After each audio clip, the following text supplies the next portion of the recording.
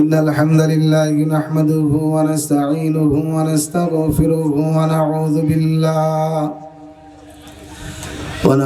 بالله من شرور أنفسنا ومن سيئات أعمالنا من يهده الله فلا مضل له ومن يضلله فلا هادي له ونشهد أن لا إله إلا الله وحده لا شريك له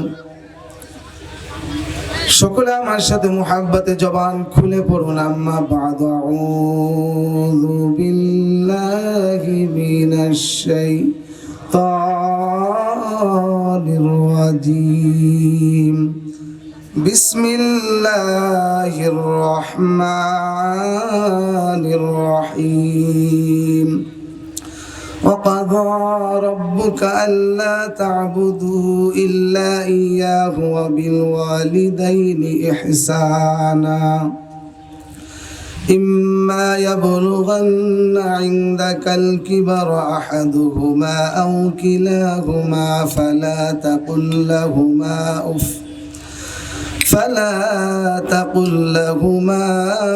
أف ولا تنهرهما وقل لهما قولا كريما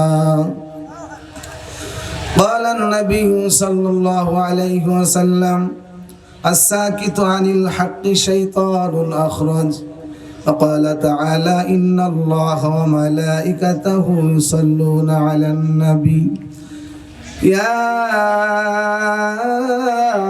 أيها الذين آمنوا صلوا عليه وسلموا تسليما اللهم صل على محمد وعلى آل محمد كما صليت على إبراهيم وعلى آل إبراهيم إنك حميد مجيد আনন্দ বাস মেহেরপুরের মুসলমান, আপনারা মনে হয় আমার নবীর উপরে খুব রাগ করছেন। রাসূলের সাথে কি রাগ করা যায়?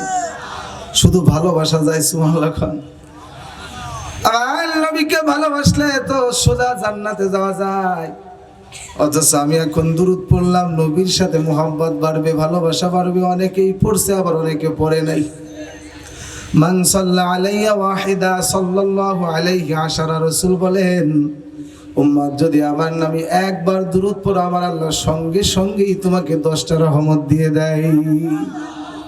এই জন্য সকলে আমরা নামাজে যে দুরূদ পড়ি, সকলে জোরে জোরে পড়ি, আল্লাহুম্মা সাল্লি আলা মুহাম্মাদ ওয়া আলা আলি মুহাম্মাদ কামা সাল্লাইতা আলা ইব্রাহিম ওয়া আলা আলি ইব্রাহিম। اللهم بارك على محمد وعلى آل محمد كما باركت على إبراهيم وعلى آل إبراهيم إنك حميد مجيد بلغ العلا بكماله كشف الدجى بجماله حسنت جميعا।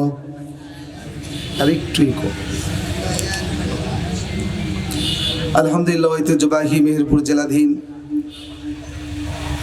মুজিবনগর আনন্দবাস মার্কাজুল উলুম মাদ্রাসা কর্তৃক আয়োজিত আজকের এই 9ম বার্ষিক তাফসীরুল কোরআন মাহফিলের সম্মানিত সুনামধন্য শ্রদ্ধাভাজন সভাপতি, আপনাদের সকলের প্রিয় মুখ বিশিষ্ট আলমে দ্বীন মাওলানা মোহাম্মদ সালাহউদ্দিন, সভাপতি অত্র মাদ্রাসা। আল্লাহ তাআলা হযরতের হায়াতে অনেক বেশি বারাকা দান করেন। আমরা সকলে পড়ি আমিন। আজকের মাহফিলের সম্মানিত প্রধান অতিথি, শ্রদ্ধেয় বড় ভাই, আপনাদের সকলের প্রাণপ্রিয় মানুষ, ঈদগাহের সম্মানিত খতিব, অত্যন্ত সংক্ষিপ্ত সময়ে অত্যন্ত জ্ঞানগর্ভ আলোচনা করেছেন। আল্লাহ তাআলা হযরতের হায়াতের ভিতরে অনেক বেশি বরকত দান করেন। তার এই ছায়াকে আল্লাহ তাআলা আমাদের মাথার উপর আরো বেশি লম্বা করেন। সকলে পড়ি আমিন। আজকের মাহফিলের সম্মানিত দ্বিতীয় বক্তা, বিশিষ্ট ইসলামী চিন্তাবিদ মুফতি আলী আকবর সাহেব এবং মঞ্চ বিশিষ্ট জ্ঞানী গুণী ব্যক্তিবর্গ, হযরত উলামায়ে ইকরাম, সামনে বসে থাকা আমার যুবক ভাইয়েরা, কলিজার টুকরা মুরব্বী বাবারা এবং পর্দার আড়ালে রয়েছেন সম্মানিত আবেদা সালেহা মুমিনা মা ও বোনেরা, সর্বোপরি আমার মাইকের আওয়াজ যতদূর পর্যন্ত যায়, যাদেরই কর্ণকুহরে প্রবেশ করছে আমি সকলকেই জানাই মোবারক। অনুরোধ করছি আসুন আল্লাহ পাকের দরবারে আরেকবার শুকরিয়া আদায় করি যে আল্লাহ তাআলা আমাদের সকলকে এখনো পর্যন্ত হায়াতে জীবিত রেখে কোরআনের ময়দানে কবুল করেছেন। একটু সকলে জোরে পড়বেন আলহামদুলিল্লাহ। আমি জানি মেহেরপুর এই অঞ্চলের মানুষ ইসলাম অনেক ভালোবাসে, কোরআন অনেক ভালোবাসে, আলেমুল আমাদেরকে অনেক মহব্বত করে।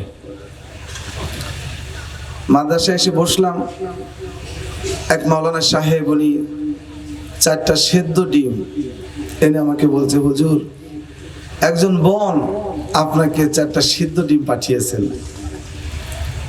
কোনোদিন দেখা নাই, রক্তের কোনো কানেকশন নাই, একজন আলেমকে কি ভালোবাসা। এটা শুধুমাত্র কোরআনের জন্য, কারণ বাংলার জমিন কোরআনের জন্য বড় উর্বর।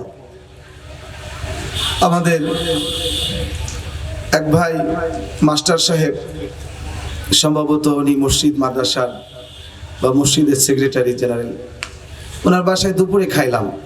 মাহফিলে বক্তা 9টায় টাইম থাকলে অনেক সময় কিছু সময় দেরি করে আসে, আমি কিন্তু আজকে দুপুরবেলা এসেছি। পঞ্চগড় মাহফিল ছিল তো, পথে এসে বাড়িতে না গিয়ে সরাসরি এখানে চলে এসেছে, কিছু বিশ্রাম হয়েছে। তো কত সুন্দর আয়োজন করে তিনি খাওয়ালেন, প্রত্যেকটা আইটেম একটার থেকে আর একটা বেশি স্বাদ সুস্বাদু। বোঝা যায় হৃদয় থেকে আলেমদেরকে মহব্বত করেই তার বাড়ির গৃহিণী যারা আছেন তারা রান্না করেছেন। তো যা হোক, এই যুগের যুব সমাজ বাংলাদেশের মুসলমান এখন কোরআনকে ভালোবাসতে শিখে গেছে। দেখেন না, আলেম ওলামা যেখানে, আল্লামা মিজানুর রহমান আজহারি 10 লক্ষ 5 লক্ষ মানুষ সেইখানে। বাংলার বাঘ মামুনুল হক কোরআনের আওয়াজ নিয়ে যে প্রান্তেই যাক 5 লক্ষ 10 লক্ষ মানুষ পাগলের মতো ছুটে আসে। বিরিয়ানি খাওয়াই নাই, বেতন দেয় নাই, ট্রাক বাস ভাড়া ফ্রি দেয় নাই, কিন্তু মানুষ নিজের পকেটের টাকা খরচ করে আসে। এই যুবকেরা একটা সময় এমন ছিল, তারা টাকা পয়সা কালেকশন করে ব্যান্ডের আয়োজন করত, তারা বিচার গান দিত, মেলা মিলাইতো। আর এখন সেই যুবকেরাই, সেই কমিটি এখন মাঠে ঘাটে স্কুলে যেখানে সেখানে গান বাজনার আয়োজন করে না, নাটক সিনেমা লাথি মেরেছে, সিনেমা হলগুলো বন্ধ হয়েছে, পাড়ায় পাড়ায় মহল্লায় মহল্লায় কোরআনের আওয়াজ, কোরআনের তাফসীর কায়েম হয়ে গিয়েছে। এই জন্য সকলে জোরে বলেন আলহামদুলিল্লাহ। এই জন্য বাংলার জমিনে এখনই সময়, এখন যদি আমরা না পারি তাহলে আগামী 50 বছরও পারা সম্ভব হবে না। এই জন্য দল মত নির্বিশেষে কোরআনের পক্ষে কাজ করা লাগবে, কারণ কোরআন আমার আপনার সবার। জোরে বলেন কথা ঠিক কিনা? আমাদের সকলের এই কোরআন আল্লাহ পাক রব্বুল আলামিনের পক্ষ থেকে আল্লাহ তাআলা আমাদেরকে বড় নিয়ামত হিসেবে দান করেছেন। আমি সংক্ষিপ্ত সময় আপনাদেরকে খুব লম্বা চওড়া কষ্ট দিব না, কারণ রাত্র গভীর হয়ে গেছে, মানুষের অনেক কষ্ট হয়। সংক্ষিপ্ত সময়ে অনেক বেশি কথা আজকে আপনাদেরকে শোনাইতে চাই। সময় সংক্ষেপ, সময় কম কিন্তু কথা বেশি। সময় কি কম কিন্তু কথা হবে। চিপসের প্যাকেটের ভিতরে দেখবেন অল্প কিছু চিপস থাকে কিন্তু বাতাস থাকে বেশি, ঠিক কিনা জোরে কন? এরপরে পেস্ট, ফেয়ার লাভলি, সোনো এগুলো কিনবেন, দেখবেন এর ভিতরে হাওয়া ভরা থাকে। কিন্তু আমরা চেষ্টা করব আজকে কোরআন হাদিসের আলোকে কথা বলার। আল্লাহ তাআলা আমাদের সকলকে তৌফিক দান করেন। আমি আপনাদের সামনে কুরআনুল কারীমের 17 নম্বর সূরা বানী ইসরাঈলের 23 নম্বর আয়াত তেলাওয়াত করেছি। এখানে বিষয় আছে 2টা। জোরে বলেন কয়টা? অনেক বেশি বিষয় নয়, 2টা বিষয়। এই 1 নম্বর বিষয় হলো আল্লাহর ইবাদত, 2য় নম্বর বিষয় হলো মা বাবার খেদমত। সুবহানাল্লাহ খান। প্রথম যে অকাজা রব্বুকা, আল্লাহর ইবাদত করার কথা বলা হয়েছে, এই সম্পর্কে আলোচনা করলে ঘন্টার পর ঘন্টা যাবে, রাত ফুরাবে, কিন্তু আলোচনা শেষ করা সম্ভব হবে না। কারণ আল্লাহ আমাদেরকে বানিয়েছে আল্লাহর ইবাদত করার জন্য। যারা বলেন কার ইবাদত?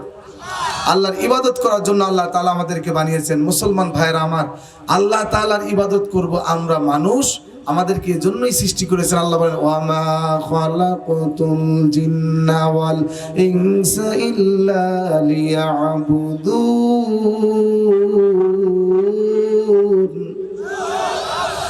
এ দুনিয়ার মানুষ শোনো, তোমাদেরকে আমি আল্লাহ পাক রব্বুল আলামিন এই কারণেই সৃষ্টি করেছি যে তোমরা আমি আল্লাহর ইবাদত করবা, আমার বন্দেগী করবা। ও মুসলমান গো, এই পৃথিবীর যত মাখলুক আছে সব বান্দার খেদমত করে, সহযোগিতা করে, উপকার করে। আর আল্লাহ পাক রব্বুল আলামিন শুধু মানুষকেই বানালেন, জিনকে বানালেন তার ইবাদত করার জন্য। জোরে জোরে কোন সুবহানাল্লাহ। বাইরা আমার, মানুষের খেদমত করার জন্য আল্লাহ গরু বানাইলেন, পশু পাখি বানাইলেন। একটা মানুষ বুঝ হইতে, তার জ্ঞান পাকাপোক্ত হইতে সময় লাগে 15 বছর। 15 বছর আগে মানুষ, কোন মুসলমান, কোন যুবক হতে পারে না। জোরে বলেন ঠিক কিনা? 15 বছর সময় লেগে যায় তার জ্ঞান বুদ্ধি হতে, বড় হতে 15 বছর লাগে। এর আগে আমরা 18 বছর আগে তাদেরকে শিশু বলি। আর একটা গরুর বাচ্চা যখন হয় তার কি 15 বছর বড় হওয়ার জন্য সময় লাগে? জবাই করে খাওয়ার জন্য, কুরবানি দেওয়ার জন্য কয় বছর?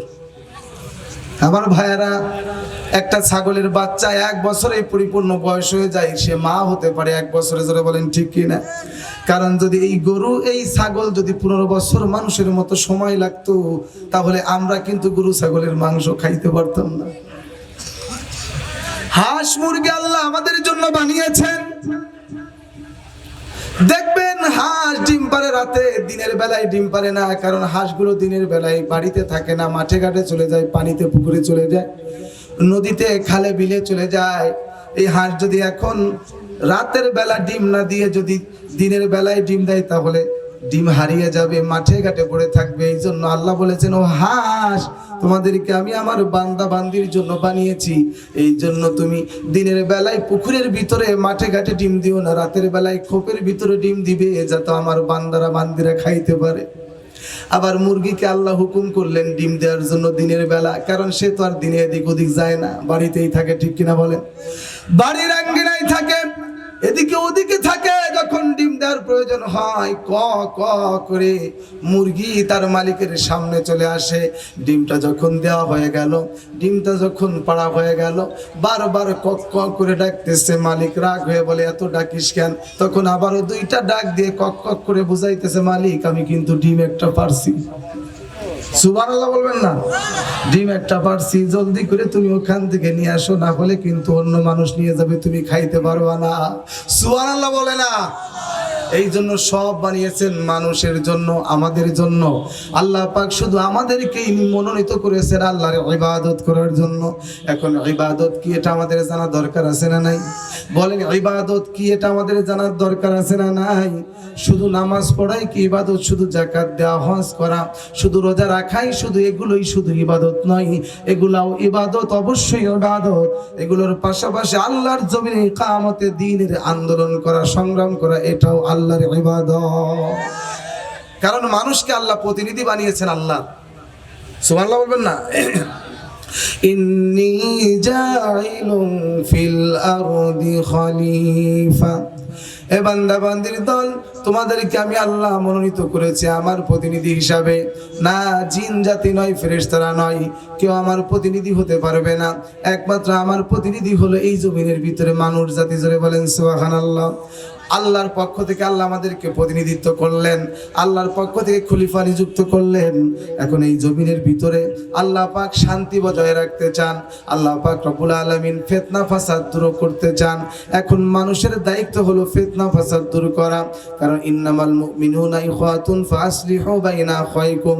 মুসলমান ভাইয়ের ভিতরে যখন বিভেদ সৃষ্টি হয়ে যাবে, যদি কোনো মুসলমান এই মুসলমান ভাইয়ের ভিতরে বিভেদ দূর করে দিতে পারে, এটা হলো পৃথিবীর ভিতরে সব থেকে বড় ইবাদত, সব থেকে বড় ইবাদত। আজকে সমাজ পরিচালনা যারা করেন, চেয়ারম্যান, মেম্বার সাহেব, মাতবার সাহেব, এমপি সাহেব, মন্ত্রী সাহেব, এমনকি প্রধানমন্ত্রী যারা হবে, রাষ্ট্র পরিচালনা ক্ষমতা যারা পেয়ে যাবে, আল্লাহ পাক তাদেরকে যদি সঠিকভাবে রাষ্ট্র পরিচালনা করেন, হাসরে ময়দানে তাদের সকলকেই, যারা ন্যায় বিচারক থাকবে তাদের সকলকেই হাসরে ময়দানে আল্লাহ পাক রব্বুল আলামিন আরশে আজিমের নিচে ছায়া দান করবে। ভাইরা আমার, এই জন্য দিন কায়েমের আন্দোলন করা, প্রয়োজন হলে জীবন দেওয়া, জীবন নেওয়া, প্রয়োজন হলে ইসলামের জন্য লড়াই করা, এটা হলো আল্লাহর পক্ষ থেকে আমাদের জন্য ফরজ। সুবহানাল্লাহ বলবেন না? আমরা আজকে আমাদের ইসলামের অর্থটা পর্যন্ত ভুলে গিয়েছি। বলেন তো সবাই, মুসলমান ইসলাম মানে কি? সবাই জোরে বলেন, ইসলাম মানে কি? আরো জোরে বলেন, ইসলাম মানে শান্তি। এটাই তো আপনারা শিখেছেন, এটা হলো আমাদেরকে পশ্চিমা বিশ্ব শিখিয়েছে, আমেরিকা শিখিয়েছে ইসলাম মানে শান্তি। কারণ তোমরা শান্তির মানুষ, শান্তি করবা, খবরদার আমরা যতই আমেরিকা আফগানকে গুলি করে মারি, বোম দিয়ে মারি, তোমরা তো শান্তির ধর্মের মানুষ, অশান্তি করো না, মানে তোমরা প্রতিবাদ করো না, মারামারি করো না, কারণ আমরা শান্তির মানুষ, ঠিক কিনা জোরে কোন? আসলে ইসলাম অর্থ হলো আত্মসমর্পণ করা। ইসলাম শান্তির ধর্ম, এটা ঠিক আছে, কিন্তু ইসলাম অর্থ কি? আত্মসমর্পণ করা। কথা বলেন না কেন? আপনারা কি বিরক্ত হচ্ছেন, রাগ হচ্ছেন? ইসলাম অর্থ আত্মসমর্পণ করা। আল্লাহ যা বলেছেন, রাসূল যা বলেছেন, এগুলো মেনে নেওয়া, পুরা 30 পারা কোরআন মাজিদ মেনে নেওয়া, এটাই হলো ইসলাম। সুবহানাল্লাহ বলবেন না? এটা হলো ইসলাম। এখন এই কোরআনের ভিতরে কোরআন মেনে নেওয়া হলো ইসলাম। এখন এই কোরআনের ভিতরে যদি নামাজ থাকে, রোজা থাকে, হজ থাকে, যাকাত থাকে, এটা মানতে হবে। মায়ের খেদমত থাকলেও মানতে হবে, সুদের বিরুদ্ধে কথা থাকলেও মানা লাগবে। এটা কার হুকুম? যদি দিন কায়েমের আল্লাহর জমিন, আল্লাহ পাক রব্বুল আলামিন বলেন, আনা লাহুল খালকু ওয়াল আম, আমি আমার এই জমিন সৃষ্টি করেছি, আমার সৃষ্টির ভিতরে অন্য কারো হুকুম চলবে না, আমি আল্লাহর হুকুম চলতে হবে। সুবহানাল্লাহ জোরে কোন? সৃষ্টি কার? আল্লাহর, হুকুম চলবে কার? লেনিন কালমার্সের মতাদর্শ দিয়ে বাংলার জমিন আর চলতে পারে না। এদেশের সংবিধান হবে 30 পারা কোরআন। এই কোরআন শুধু মসজিদ মাদ্রাসা পরিচালনার জন্য আসে নাই, এই কোরআন আল্লাহ দিয়েছেন মসজিদও চলবে, মাদ্রাসাও চলবে। আপনার মাথা থেকে পা পর্যন্ত, রান্নাঘর থেকে সংসদ ভবন পর্যন্ত কোরআন কারিম দিয়ে চালানো লাগবে, ঠিক আছে? কিন্তু কোরআন সবাই পছন্দ করে, সবার ভালো লাগে, কিন্তু যারা মুনাফিক, যারা বেঈমান, তারা কোরআন পছন্দ করে না। কারণ কোরআনের আইন যদি চালু হয়, তাহলে আর মদের বোতল খাওয়া যাবে, আর ঘুষের টাকা নেওয়া যাবে। এই যে এক একজন নেতা এত শত কোটি কোটি টাকা নিয়ে বাংলার জমিন ছেড়ে পালিয়েছে।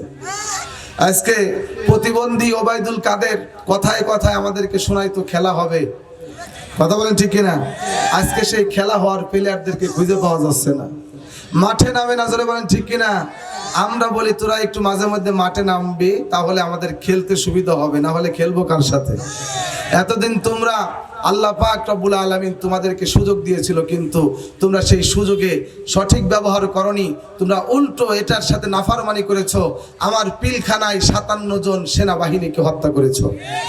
আমার 2006-এর 28 অক্টোবরে ঢাকা রাজধানীর জমিনে বুকে আমার লগি বৈঠা দিয়ে দেশের তরুণ যুবকদেরকে পিটিয়ে পিটিয়ে রক্তাক্ত করে শহীদ করেছ। আমাদের অনেক হিসাব আছে, চট করে বাংলার জমিনে আসতে চাও, আসো, কথা বলেন না কেন? আমাকে একজন বলতেছে, হুজুর শেখ হাসিনা তো বাংলাদেশে আছে। আমি বললাম কি করিস? পালায় টেলায় আছে। আমি বললাম তাদের পীর বাবা সালমান এফ রহমান মুখে দাড়ি ছিল, দাড়ি কামায়া তারপরে পালানোর চেষ্টা করছে, কিন্তু শেখ হাসিনা কি কামাইছে? ও কেমনে কামায় থাকবে, জোরে বলেন ঠিক কিনা? তবে যদি আসে, আমাদের অনেক হিসাব আছে। 2013-র হিফাজতের শাপলার চত্বরের সেই খুনের কথা আমরা ভুলে যাই নাই। আমার দেশের তাহাজ্জুদের সময় আলেম সমাজকে গুলি করে হত্যা করেছে, তার বিচার করতে হবে। 2024-এর জুলাই আগস্টে এদেশের তরুণ যুবকদেরকে, আবু সাইদ মুগ্ধদেরকে শহীদ করেছে, হত্যা করেছে, তাদের গায়ের ভিতরে আগুন জ্বেলে তাদেরকে কয়লা করে ফেলেছে। তার বিচার বাংলার জমিনের মুসলমান করে ছাড়বে। এই জন্য ভাইরা আমার, আল্লাহর জমিন, আল্লাহর কোরআনের রাজ কায়েম হোক, সবাই চায়, কিন্তু মুনাফিক চায় না। যদি আপনি কোরআন ভালোবাসেন, কোরআনের রাজ কায়েম হোক এটা পছন্দ করেন, তাহলে আপনি মুমিন। আর যদি পছন্দ না হয়, আপনি মুনাফিক। কারণ আব্দুল্লাহ ইবনে উবাই বড় মুনাফিক ছিল, তার জুব্বা ছিল বড়, পাগড়ি ছিল ভালো, নামাজ পড়তো নবীজির পিছনে মক্কা মদিনায়, কিন্তু লোকটা ইসলামী আন্দোলন পছন্দ করতো না, কোরআনের রাজ, নবীজির আদর্শের রাষ্ট্র ব্যবস্থা পছন্দ করতো না। এই জন্য লোকটা কি হয়ে গেল? মুনাফিক। সারা জীবন রাসূলের সাথে থাকলো, ভালো সুন্দর সুন্দর বয়ান পর্যন্ত করতে পারতো, কিন্তু ইসলাম কায়েম হয়ে যাক এটা সে পছন্দ করতো না। এই জন্য সে চিরজীবন জাহান্নামের ভিতরে থাকবে, নামাজ রোজা তারে জান্নাতে নিতে পারে নাই, ঠিক কিনা ধরে বলে ভাইরা আমার। আর যদি আপনি আল্লাহর জমিন, আল্লাহর দ্বীন কায়েম হোক, এটা যদি আপনার পছন্দ না হয় আপনি মুনাফিক, আর যদি এটা অস্বীকার করেন, এটা যদি আপনি ইনকার করেন, তাহলে আপনি হয়ে যাবেন একজন মুশরিক। এই জন্য আল্লাহর কোরআনের ব্যবস্থা যদি কায়েম হয়ে যায়, পুরো বাংলার জমিনটা সোনার জমিন হয়ে যাবে। আল্লাহর কোরআন বলে আস-সারিকু ওয়াস-সারিকাতু ফাকতাউ আইদিয়াহুমা, যদি কেউ চুরি করে ও বাংলার মুসলমান তাকে ধরে তোমরা হাত কেটে দাও। আজকে মসজিদের জুতা চুরি করলে চোরের বিচার হয়, মোবাইল চুরি করলে বিচার হয়, টাকা চুরি করলে বিচার হয়। আরে খপের ভিতর থেকে যদি মুরগি চুরি করে নিয়ে যায় তার বিচার বাংলার মানুষ করে। কিন্তু কত বড় বড় চোর আছে এদেশের সম্পদগুলো দুর্নীতি করে করে কলমের টাকায় খোসা দিয়ে দিয়ে কোটি কোটি টাকা দিনের ভিতরেই তারা দুর্নীতি করে করে চুরি করে নিয়ে যায়, তার বিচার বাংলার জমিনে হয় না। দুর্নীতির ওই আখড়ায় বসে জাগির করে জ্ঞান, কলম দিয়ে কামাই টাকা, কলম দিয়ে কামাই টাকা, আবার ধরে সাধুর ভান। ওরা শিক্ষিত শয়তান, ওরা শিক্ষিত শয়তান। ওরা হলো দেশের লাগি মহামারীর মতন, ফাইলে কলম ঠেকাইয়া চালায় ওরা নির্যাতন। কথা বলেন, ওরা হলো দেশের লাগি মহামারীর মতন, ফাইলে কলম ঠেকাইয়া চালায় ওরা নির্যাতন। ঘুষের টাকায় ওদের ভুড়ি, ঘুষের টাকায় ওদের ভুড়ি হয় যে টান টান। ওরা শিক্ষিত শয়তান, ওরা শিক্ষিত শয়তান। এই জন্য মুসলমান, ও মুসলমান, আমার আল্লাহ বলেছেন তোমার জন্য আমি আল্লাহ ফরজ করে দিলাম আমার ইবাদত করবে। ওয়াকাযা রাব্বুকা আল্লা তা'বুদু ইল্লা ইয়াহু ওয়া বিল ওয়ালিদাইনি ইহসানা। আল্লাহ পাক বলেন আমার পক্ষ থেকে তোমাদের জন্য ফরজ করা হলো তোমরা তোমার রবের ইবাদত করবা, এরপরে তোমাদের মা বাবার সাথে ভালো ব্যবহার করবা, সৎ ব্যবহার করবা। জোরে কোন সুবহানাল্লাহ। ভাইরা আমার, আল্লাহর ইবাদতের সঙ্গে সঙ্গেই কেন একই আয়াতের ভিতরে আল্লাহ তাআলা আমাদেরকে মা বাবার খেদমতের কথা বললেন, এটাও আমাদেরকে একটু বুঝতে হবে। কারণ হলো আল্লাহ পাক যেমন বান্দাদেরকে বান্দীদেরকে এত শত নিয়ামত দিয়েছেন, কোনোদিন এই নিয়ামত সমূহের প্রতিদান চান নাই, কোনোদিন এর জন্য কোনো বাজেট পাস করেন নাই যে আমি তোমাদেরকে এত সুন্দর দুইটা আলাম নাজআল লাহু আইনাইন ওয়ালিসানাও ওয়া শাফাতাইন। আমার আল্লাহ ডাক দিয়ে বলে কত সুন্দর দুইটা চক্ষু তোমাকে দান করলাম, কত সুন্দর তোমাকে দুইটা ঠোঁট দান করলাম, কত সুন্দর তোমাকে একটা জিহ্বা দান করলাম। বলেন আমার চোখ দুইটা কে দিছে? সারা পৃথিবীর সমস্ত মেডিসিন বিশেষজ্ঞ, সমস্ত বিজ্ঞানীরা মিলে কি কোনো একটা মানুষের নষ্ট চোখ আগে আল্লাহ যেরকম চোখ দেয় এরকম চোখ দিতে পারবে? সুন্দর দুইটা ঠোঁট দিছে, যদি এই ঠোঁট দুইটা আমাদের না থাকতো তাহলে আমরা কথা বলতাম কিন্তু কথা বোঝা যেত না। সুন্দর একটা জিহ্বা দিছেন অলিসান, সুন্দর একটা জিহ্বা তোমাকে আমি আল্লাহ দিয়েছি, দুনিয়ার কোনো ডাক্তার দেয় নাই, কোনো নেতা দেয় নাই, ঠিক কিনা বলেন? এই জিহ্বা যদি না দিতাম তুমি এই নাটোরের কাঁচাগোল্লার স্বাদ বুঝতে না, বগুড়ার দই তুমি স্বাদ বুঝতে না, তুমি এই যে আপেল লিচু কমলাগুলোর স্বাদ তোমার বোঝার ক্ষমতা ছিল না। ও মুসলমান, এই যে হাজার হাজার নিয়ামত আমাদেরকে কে দিয়েছে? আল্লাহ পাক রব্বুল আলামিন ডাক দেয় কয় গোলাম কাইফা তাকফুরুনা বিল্লাহ ওয়া কুনতুম আমওয়াত, তুমি আমি আল্লাহর সাথে কেমনে নাফরমানি করো অথচ তোমার জীবন দিয়েছে আমি আল্লাহ। বলেন তো আমাদের জীবন কে দিয়েছে? আল্লাহ ছাড়া এই পৃথিবীর কোন মানুষের জীবন তো দূরের কথা, একটা পিপিলিকা যদি মরে যায়, একটা পিঁপড়ার জীবন কারো বানানোর ক্ষমতা আছে? সব পারলেও তারা আজকে রিসার্চ করে করে জীবন নিয়ে গবেষণা করে তারা ক্লান্ত হয়ে গেছে। বিজ্ঞানীরা সিলিন্ডার করেছে। নবী মুহাম্মদ সাল্লাল্লাহু আলাইহি সাল্লামের কাছে কাফিরেরা প্রশ্ন করেছিল, মুহাম্মদ বলো তো এই জীবনটা কি? মানুষের যে জীবন দিয়েছেন আল্লাহ, এই জীবনটা আসলে কি? আমার রাসূল বললেন এই জীবনটা অন্য কোনো কিছুই নয়, এটা হলো আল্লাহর একটা হুকুম। হুকুম যতক্ষণ আছে আমাদের দাম আছে, হুকুম না থাকলে পারে আমার কোনো চালানোর মূল্য নাই। জীবন না থাকলে তার মূল্য থাকে? যেই বন্ধু তোমার গলা ধরে চলতো, যেই সন্তান তোমার বুকে চড়ার জন্য পাগল ছিল, যেই বিবি তোমায় ছাড়া একটা দিন কল্পনা করতে পারতো না, সেই আপন বন্ধু যদি তুমি আমি মারা যাই লাশ হয়ে পড়ে থাকবো, বন্ধু আমাকে একটু ধরলেও পরে গোপনে 3 বার সাবান দিয়ে হাত ধুবে। অথচ এই বন্ধুটা আমার গলা জড়িয়ে এতদিন চলেছে, ঠিক কিনা জোরে বলেন? জীবন না থাকলে মানুষের কোনো মূল্য নাই। বলেন তো এই জীবনটা, আমরা যে জীবন পেয়েছি, আজকে যদি মায়ের পেট থেকে জীবন নিয়ে না আসতে পারতাম, আল্লাহ যদি জীবন না দিতেন, অনেক সন্তান এই পৃথিবীতে আসে মরা। মায়ের পেট থেকে সন্তান প্রসব করেছেন, মৃত্যু বের হয়েছিল, হয় না? যদি আমি আপনি মরা হতাম, তাহলে বলেন আমাদের চানার মূল্য ছিল? আজকে আমি বড় বক্তা হতে পারতাম, বড় খতিব, বড় মুহতামিম, বড় চেয়ারম্যান, মেম্বার, ওসি, ডিসি, কোনো কিছুই হতে পারতাম না। এই বড় নিয়ামতটা কে দিয়েছে? আল্লাহ। এই জন্য শুকরিয়া আদায় করবো কার?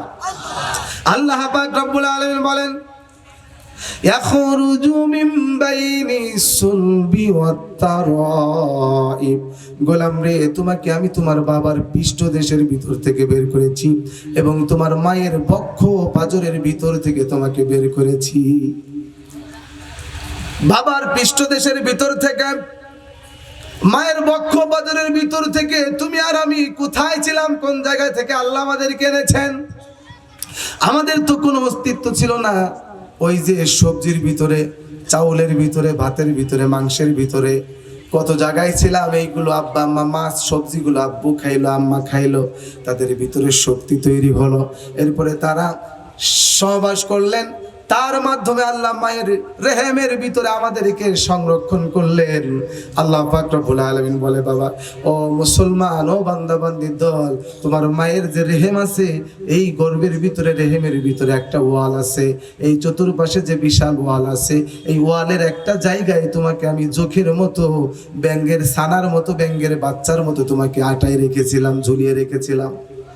এই তো তুমি ছিলে, তোমার পরিচয় এটা। আজকে তুমি এত গৌরব কেন করো, এত অহংকার কেমনে তোমার ভিতরে? তুমি ছিলে একটা চোখের বাচ্চা।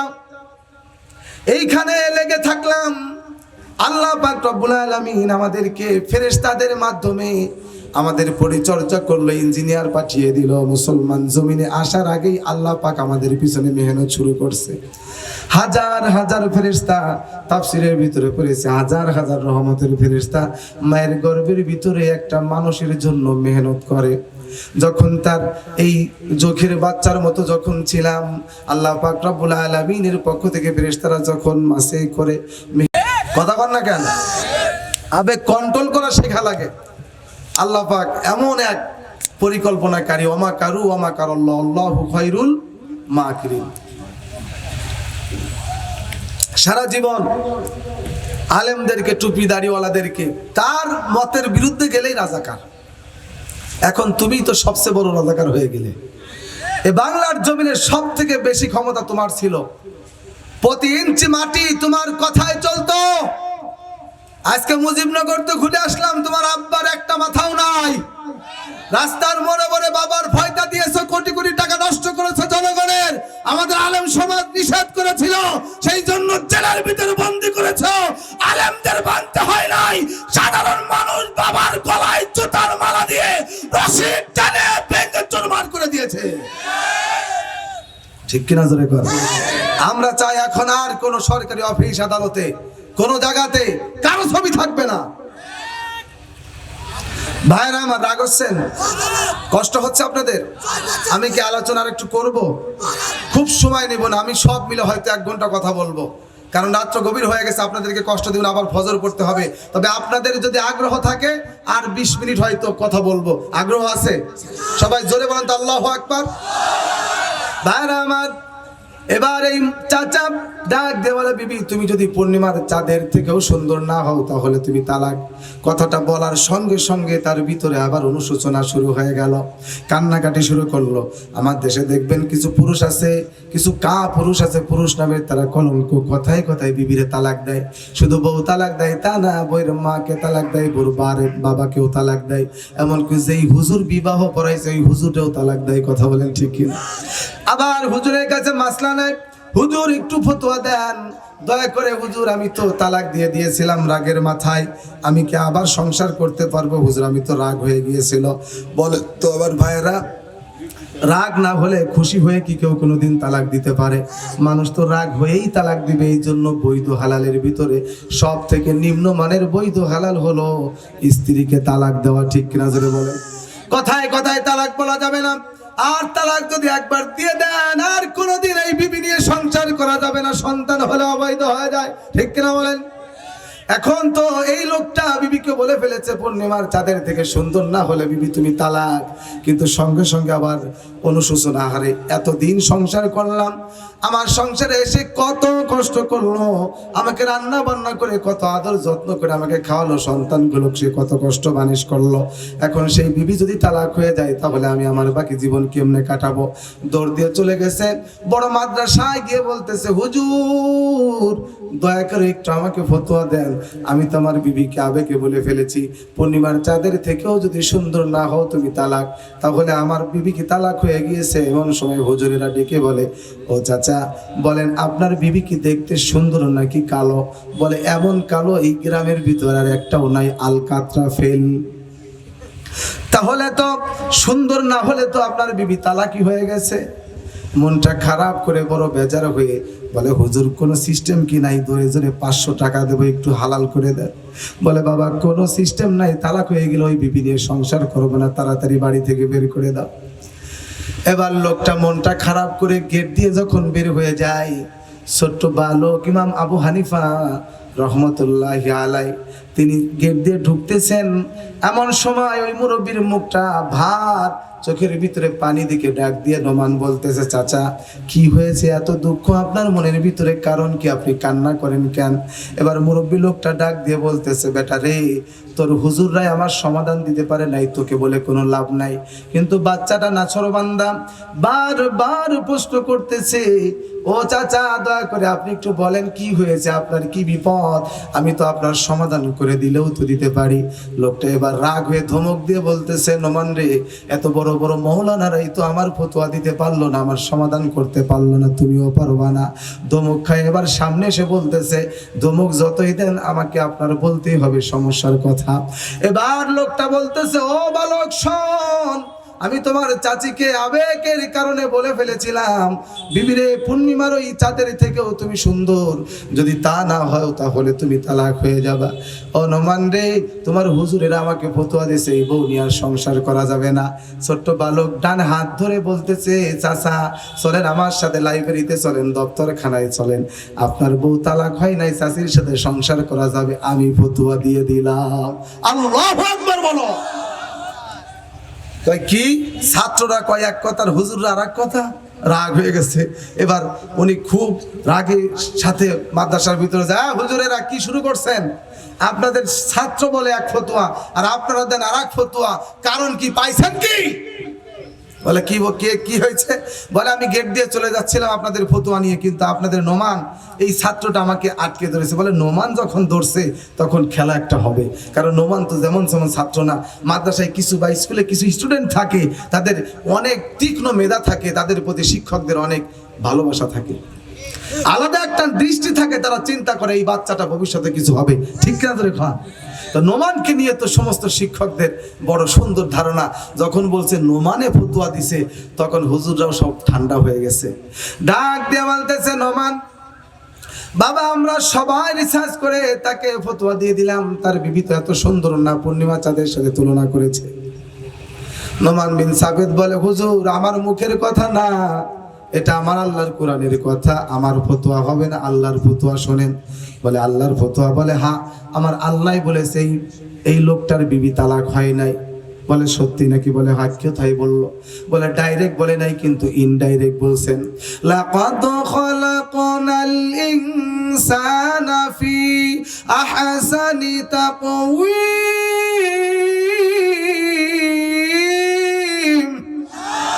আমার আল্লাহ ডাক দে, তাই গোলাম যদিও তুমি দেখতে কালো, কিন্তু তুমি আমি আল্লাহর কাছে পূর্ণিমার চাঁদের চেয়েও ভালো। ও হুজুর আপনারা বলেন আল্লাহকে এখানে পূর্ণিমার চাঁদকে সুন্দর বলেছে না মানুষকে বলেছে? সমস্ত হুজুরেরা চুপ হয়ে গেল, ঠান্ডা ভাবে বলতেছে, বাবা রে নোমান রে এত দূর তো আমরা ভেবে দেখি নাই, এইখানে তো আল্লাহ মানুষকেই সব থেকে সুন্দর বলেছে। নোমান ডাক দিয়ে বলে, হুজুর একটা মানুষ যদিও কালো, আমার আল্লাহর কাছে মানুষটাই সব থেকে ভালো। যদিও তার পা দুইটা খোরা, তার হাত নাই, তার চোখ নাই, যদিও সে দেখতে ভালো না, কিন্তু আল্লাহর কাছে ওই জঙ্গলের হরিণী কত সুন্দর, তার থেকেও সুন্দর মানুষ।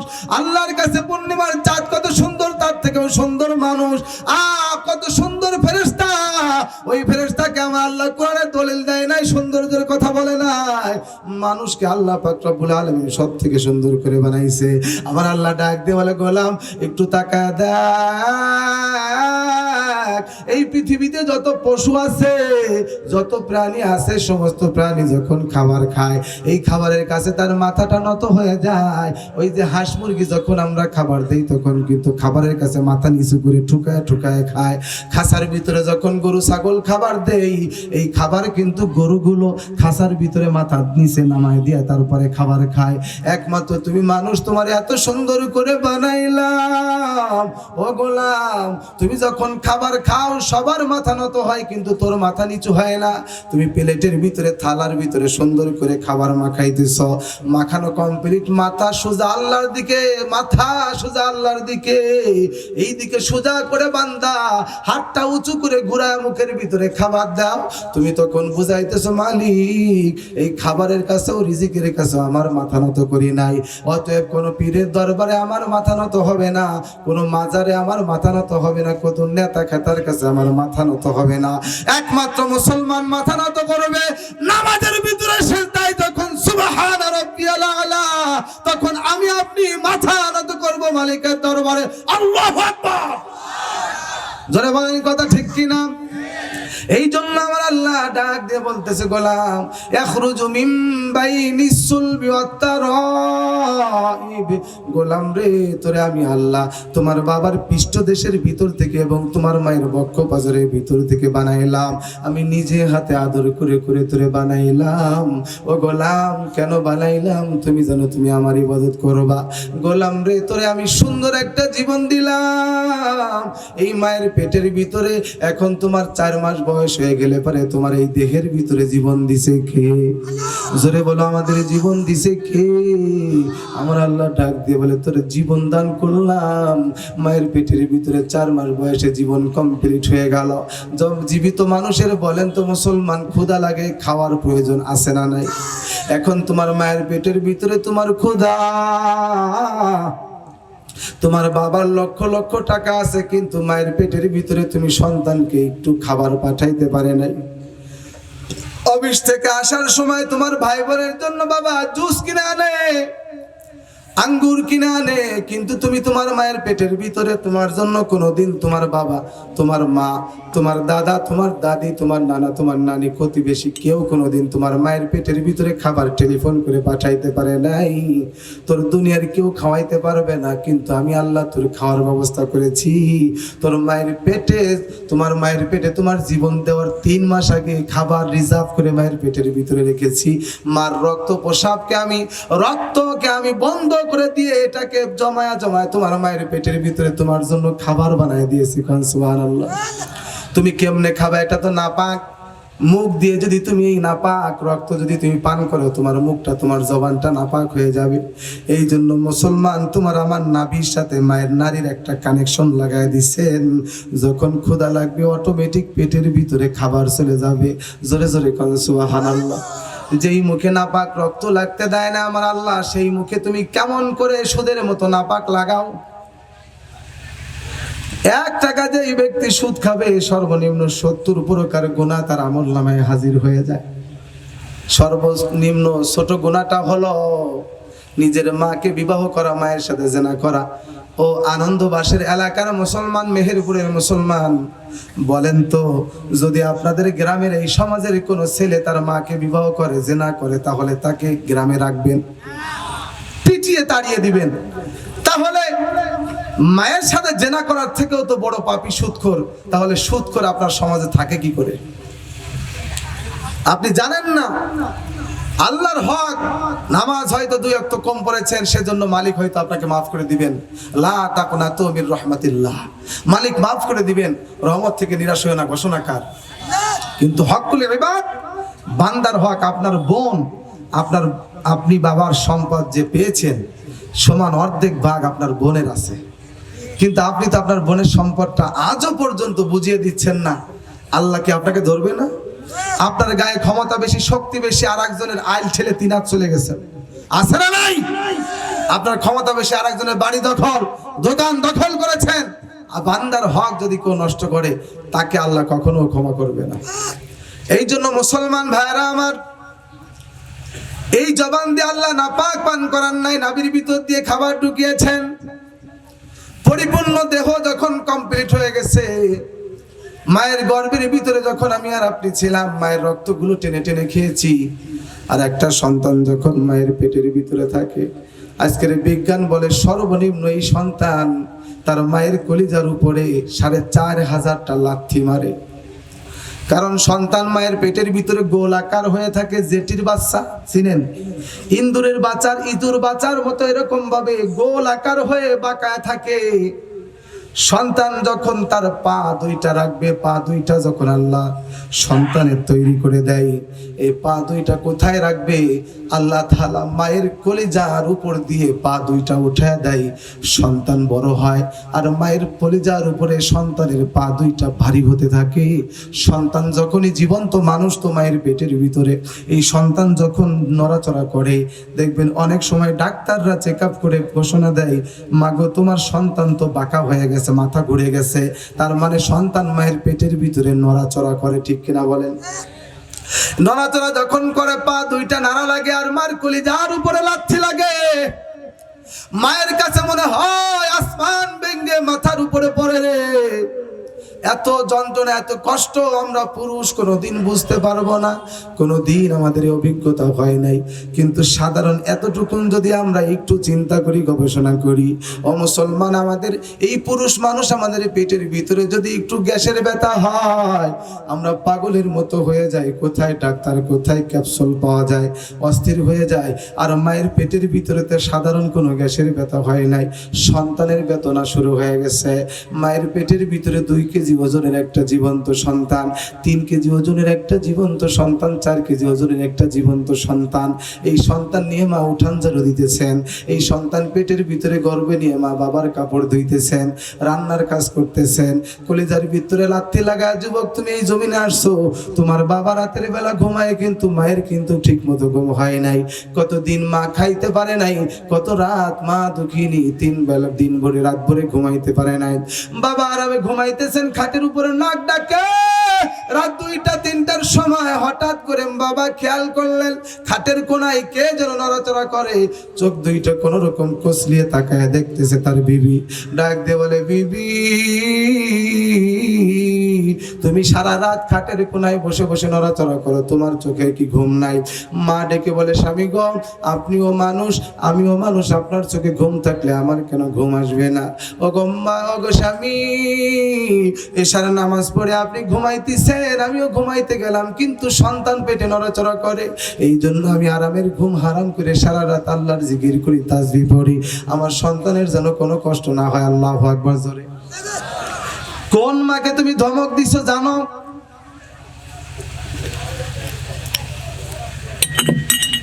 কার সাথে তুমি বেয়াদবি করেছো তুমি তো জানো না? মা যদি নারাজ হয় তোর জন্য কোনো জান্নাত নাই। রিদাল রব্বি রিদাল ওয়ালিদাইন, মা বাবা যদি কারো উপর সন্তুষ্ট থাকে তাহলে সে জান্নাত পাবে। কথা বলেছেন কে? এই জন্য আমার ভাইয়েরা, আপনি পীর খুঁজতেছেন, আজকে কোথায় যান? আপনার ঘরের ভিতরে সব থেকে বড় পীর রয়েছে, আপনার তো সেই খবর নাই। এই পৃথিবীর সব থেকে বড় পীর, এই পৃথিবীর সব থেকে বড় হুজুরের দিকে তাকাইলে কবুল হজের কি হবে কেউ কি আপনাকে বলতে পারে? আলেম ওলামা আছেন, সাক্ষী দিবেন। যদি কোনো সন্তান তার মায়ের দিকে মায়ার নজরে তাকায়, বাবার দিকে মায়ার নজরে তাকায়, আমার আল্লাহ ডাক দিয়ে কয়, গোলাম রে, মায়ের দিকে তাকাইছো, বাবার দিকে তাকাইছো, তোমার আমলনামার ভিতরে কবুল হজের নেকি দিয়ে দিলাম। সুবহানাল্লাহ। আস্তে কইলেন কে? পীর কোথায় আর তুমি খোঁজো কোথায়? সব থেকে বড় পীর হলো তোমার মা, তোমার বাবা। মা বাবা যদি নারাজ হয় জান্নাত পাওয়ার কোনো লাইন নাই। হযরত আবু হুরায়রা নবীজিকে ডাক দিয়ে বলতেছেন, ও পয়গম্বর, আমি বাড়িতে গেলে আমার মা আমাকে খুব মারে, খুব বকে, খুব রাগ করে। বলে, কি হয়েছে আজকে? হুজুর গো, আপনার দরবার থেকে আমি আমার বাড়িতে গেলাম, মা ডেকে বলে, আবু হুরায়রা রে, কোন জায়গায় গিয়েছিলে? বলে মা প্রতিদিন যেখানে যাই নবীজির দরবার, আমি মদিনার পাগল, আমি নবীজির পাগল, আমি মদিনার পাগল, আমি নবীজির পাগল। মদিনারি ধুলবালু মোর, মদিনারি ধুলবালু মোর নয়নের কাজল, আমি নবীজির পাগল, আমি মদিনার পাগল। আমিন জোরে বলেন। ও মা, আমি নবীর পাগল। যেই দরবারে গেলে জান্নাত ওয়াজিব হয়, যেই কদম ধরলে পারে মাগো আমার আল্লাহ খুশি হয়, ওই কদমে গিয়েছিলাম, ওই দরবারে নবীজির দরবারে গিয়েছিলাম। হুজুর গো, আমার মা আপনার নাম শুনতে পারে না কেন? কারণ হলো সেই ইহুদি মহিলা রাগ হয়ে গেছে, আমাকে ইচ্ছা মতো পিটাইছে। এ যুবক, আবু হুরায়রা প্রাপ্তবয়স্ক একজন যুবক মানুষ, মা তাকে আঘাত করে বকে, আবু হুরায়রা কোনো প্রতিবাদ করে না। আল্লাহু আকবার। নবী আমার ডাক দিয়ে বললেন, আবু হুরায়রা, তোমার মা তোমাকে মারছে, তোমার মা তোমাকে শাসন করেছে, বকেছে। আমি বিশ্ব নবী, তোমার মায়ের কোনো বিচার করার ক্ষমতা নাই, কারণ তোমার মায়ের দাম তোমার কাছে অনেক বড়, অনেক বেশি। আবু হুরায়রা রে, যাও বাড়িতে যাও, মায়ের উপরে আমার কথা বলার মতো কোনো ক্ষমতা নাই। আবু হুরায়রা ডাক দিয়ে বলে, পয়গম্বর, মায়ের জন্য অভিযোগ নিয়ে আসি নাই, বিচার চাইতে আসি নাই, শুধু আমি জানি আপনি রহমাতাল লিল আলামিন, দয়ার সাগর পয়গম্বর, আপনার মনটা অনেক নরম, আপনার কাছে আমি আমার মায়ের জন্য দোয়া চাই, আপনার দোয়া আল্লাহ ফিরায় দিবে না। ওগো পয়গম্বর, দয়া করে আপনি একটু আমার মায়ের জন্য দোয়া করেন, যেন আমার মার হিদায়াত হয়ে যায়। নবীজি বললেন, আল্লাহুম্মা হাদি আবু হুরায়রা, আল্লাহ তুমি আমার আবু হুরায়রার মাকে তুমি হিদায়াত দান করো। আবু হুরায়রার সঙ্গে সঙ্গে মজলিস থেকে উঠে একটা দৌড় শুরু করছেন। সাহাবারা চিন্তা করে, এই আবু হুরায়রা তো কোনোদিন দৌড়াদৌড়ি ছুটাছুটি করে না, বড় ভদ্র মানুষ, নরম মানুষ, কিন্তু আজকে এত জোরে দৌড় দেয়, কারণ কি রে? কারণ কি? আবু হুরায়রার হাতটা ধরে টেনে ধরেছেন, পাঞ্জাবির হাতা ধরে টেনে ধরেছেন। আবু হুরায়রা বলে, ও আমার ভাইয়েরা, আবু বকর ছাড়ো, ওমর ছাড়ো, ওসমান ছাড়ো, আলী তোমরা আমাকে সবাই ছাড়ো, আজকে আমাকে ঠেকাও না, আমি দৌড় দিয়ে বাড়িতে যাব। আমার নবীর দোয়া আগে যায় নাকি আমি আবু হুরায়রা আগে পৌঁছে যাই, দেখতে চাই। আবু হুরায়রা রাদিয়াল্লাহু আনহু চলে গেলেন, দরজায় টোকা দিলেন, সঙ্গে সঙ্গে ভিতর থেকে নরম গলায় মা ডাক দিয়ে বলতেছে, কে রে বাবা? ও আমার কলিজার টুকরা খোকা। আবু হুরায়রা, বাজান তুমি আসছো? আবু হুরায়রা বলে, প্রতিদিন নবীজির দরবার থেকে আসলে মা আমাকে সরা গলায় কথা বলে, কড়া কথায় গলায় কথা বলে, কিন্তু মা আজকে নরম গলায় আমাকে ডাক দিয়ে বলতেছে, আবু হুরায়রা রে বাবা, একটু অপেক্ষা কর, আমি গোসল করে পবিত্র হইলাম, পাক হইলাম, আমাকে নবীর দরবারে নিয়ে চল, আমি কালেমা পড়ে মুসলমান হয়ে যাব। সুবহানাল্লাহ। ওয়াইসাল কারনীর নাম শোনেন এমন কোন মানুষ নাই। নবীজির কাছে চিঠি লিখেছেন, ওগো পয়গম্বর, আপনাকে দেখতে বড় স্বাদ, পয়গম্বর গো, আপনার জন্য আমি ওয়াইসাল কারনী জীবন পর্যন্ত দিয়ে দিব। ওগো নবীজি, আপনাকে দেখলে পরে জান্নাত ওয়াজিব হয়ে যাবে ঈমান সহকারে। পয়গম্বর, আমার খুব ইচ্ছে হয় আপনার দরবারে পড়ে থাকবো, দেখবো। নবীজি, কিন্তু আমার ঘরের ভিতরে আমার বুড়ি মা আছে, বৃদ্ধ মা আছে। ও পয়গম্বর, আমার মায়ের খেদমত করার মতো কেউ নাই। আমি আমার মাকে নিজে হাতে রান্না করে খাওয়া দেই, মাকে গোসল করায়া দেই, কোলে কাকে করে আত্মীয় বাড়িতে নিয়ে যাই। পয়গম্বর বলেন, এই মাকে রেখে কি আপনার দরবারে চলে আসবো? আপনার জন্য মন কাঁদে। নবীজি চিঠি লিখলেন, ওয়াইসাল কারনী রে, না না, আমি পয়গম্বরকে দেখার জন্য, আমার কাছে আসার জন্য, সান্নিধ্য নেওয়ার জন্য তোমার মাকে একা ফেলে আসার দরকার নাই। তুমি তোমার মায়ের খেদমত করো, আল্লাহ তৈরি জান্নাত তোমার জন্য ওয়াজিব হয়ে যাবে। আমি পয়গম্বর তোমার জন্য কিছু হাদিয়া স্পেশাল পাঠিয়ে দিব। জোরে কোন সুবহানাল্লাহ। ভাইরা আমার, ছোট্ট আর একটা ঘটনা মনে পড়ে গেল, বিরক্ত হচ্ছেন? আল্লাহু আকবার, জোরে কোন। এক যুবক বিদেশে প্রবাসে চলে গেল। বাবা তার গোয়ালের গরু বিক্রি করে, মাঠে একটু জমি ছিল, এই জমিটা বিক্রি করে যুবককে টাকা পয়সা গুছিয়ে বলেন এমন আছে না, গরু বিক্রি, জমি বিক্রি করে সন্তানকে বিদেশের মাটিতে পাঠায়। এত শত কষ্ট করে সন্তানকে বাবা বিদেশের জমিনে পাঠিয়েছেন, কিন্তু এই সন্তান, আগে তো আর মোবাইল ফোনের যুগ ছিল না, মিনিটে মিনিটে বাবার খবর নেওয়া যায় না, দেশের খবর বন্ধুর কাছে একটু টেলিফোন করা যায় না। চিঠি লিখে সন্তান মাঝে মধ্যে একটা দুইটা চিঠি লেখেন, বাবার কাছে চিঠি দেয়, মায়ের কাছে চিঠি দেয়, কিন্তু আস্তে আস্তে এই সন্তান চিঠি আগে মাসে একটা দিত, এখন বছরেও একটা দিতে চায় না। কারণ হলো বিদেশের মাটিতে এই সন্তান এখন বিবাহ করেছেন, বিবাহ করার পর এই সন্তান এখন মা বাবার কথা এত মনে পড়ে না। এখন তার সন্তান হয়েছে এই লোকটার, এই সন্তানের আবার বাচ্চা হয়েছে, বিবির প্রতি মায়া, সন্তানের প্রতি মায়া, সন্তানের প্রতি ভালোবাসা, এখন আস্তে আস্তে মা বাবার উপর থেকে মোহাব্বত কমতে থাকে।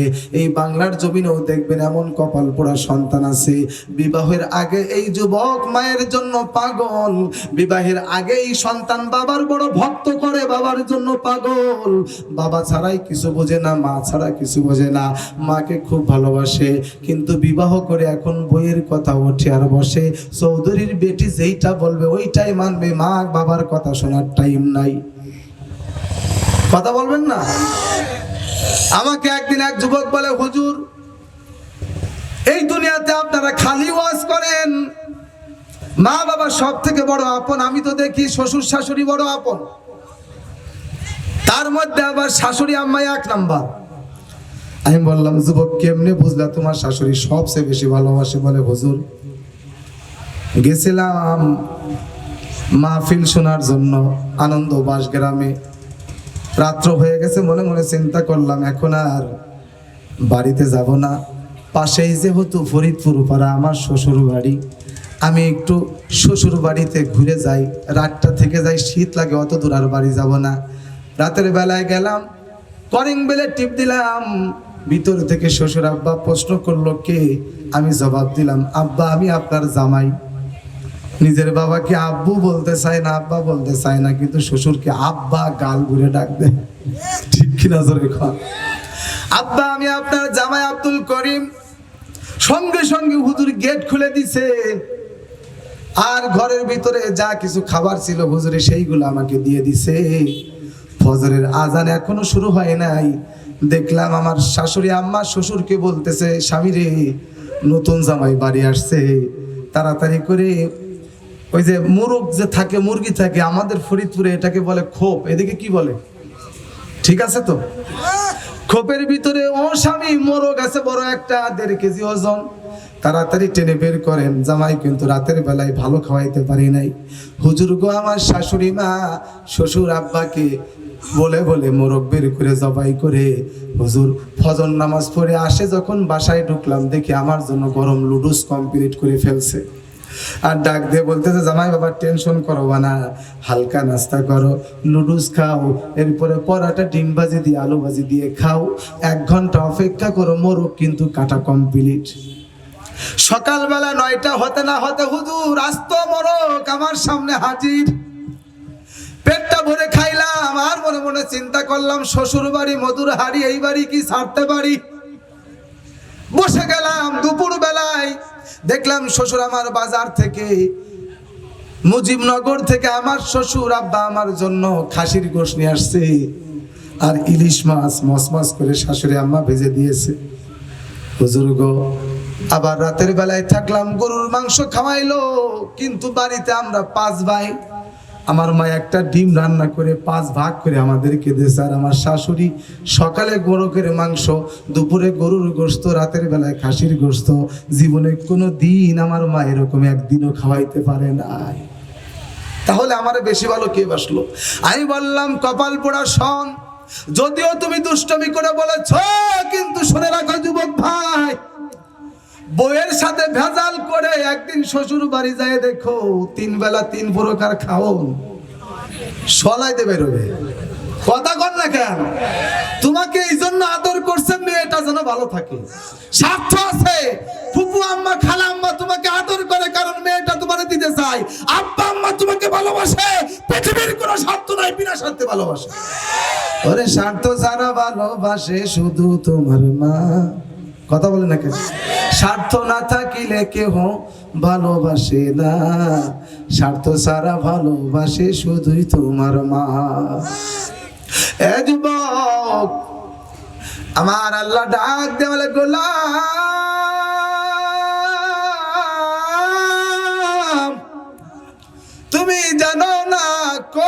মায়েরে তুমি কষ্ট দিছো, বিদেশে চলে গেছে যুবক, এখন আর মাসে মাসে সপ্তাহে সপ্তাহে চিঠি পাঠায় না, কারণ বিদেশে বিবাহ করে ফেলছে। অনেকেই করে এমন, বিবাহ করছে, এখন সন্তান হয়ে গেছে, সন্তানের প্রতি বড় মায়া।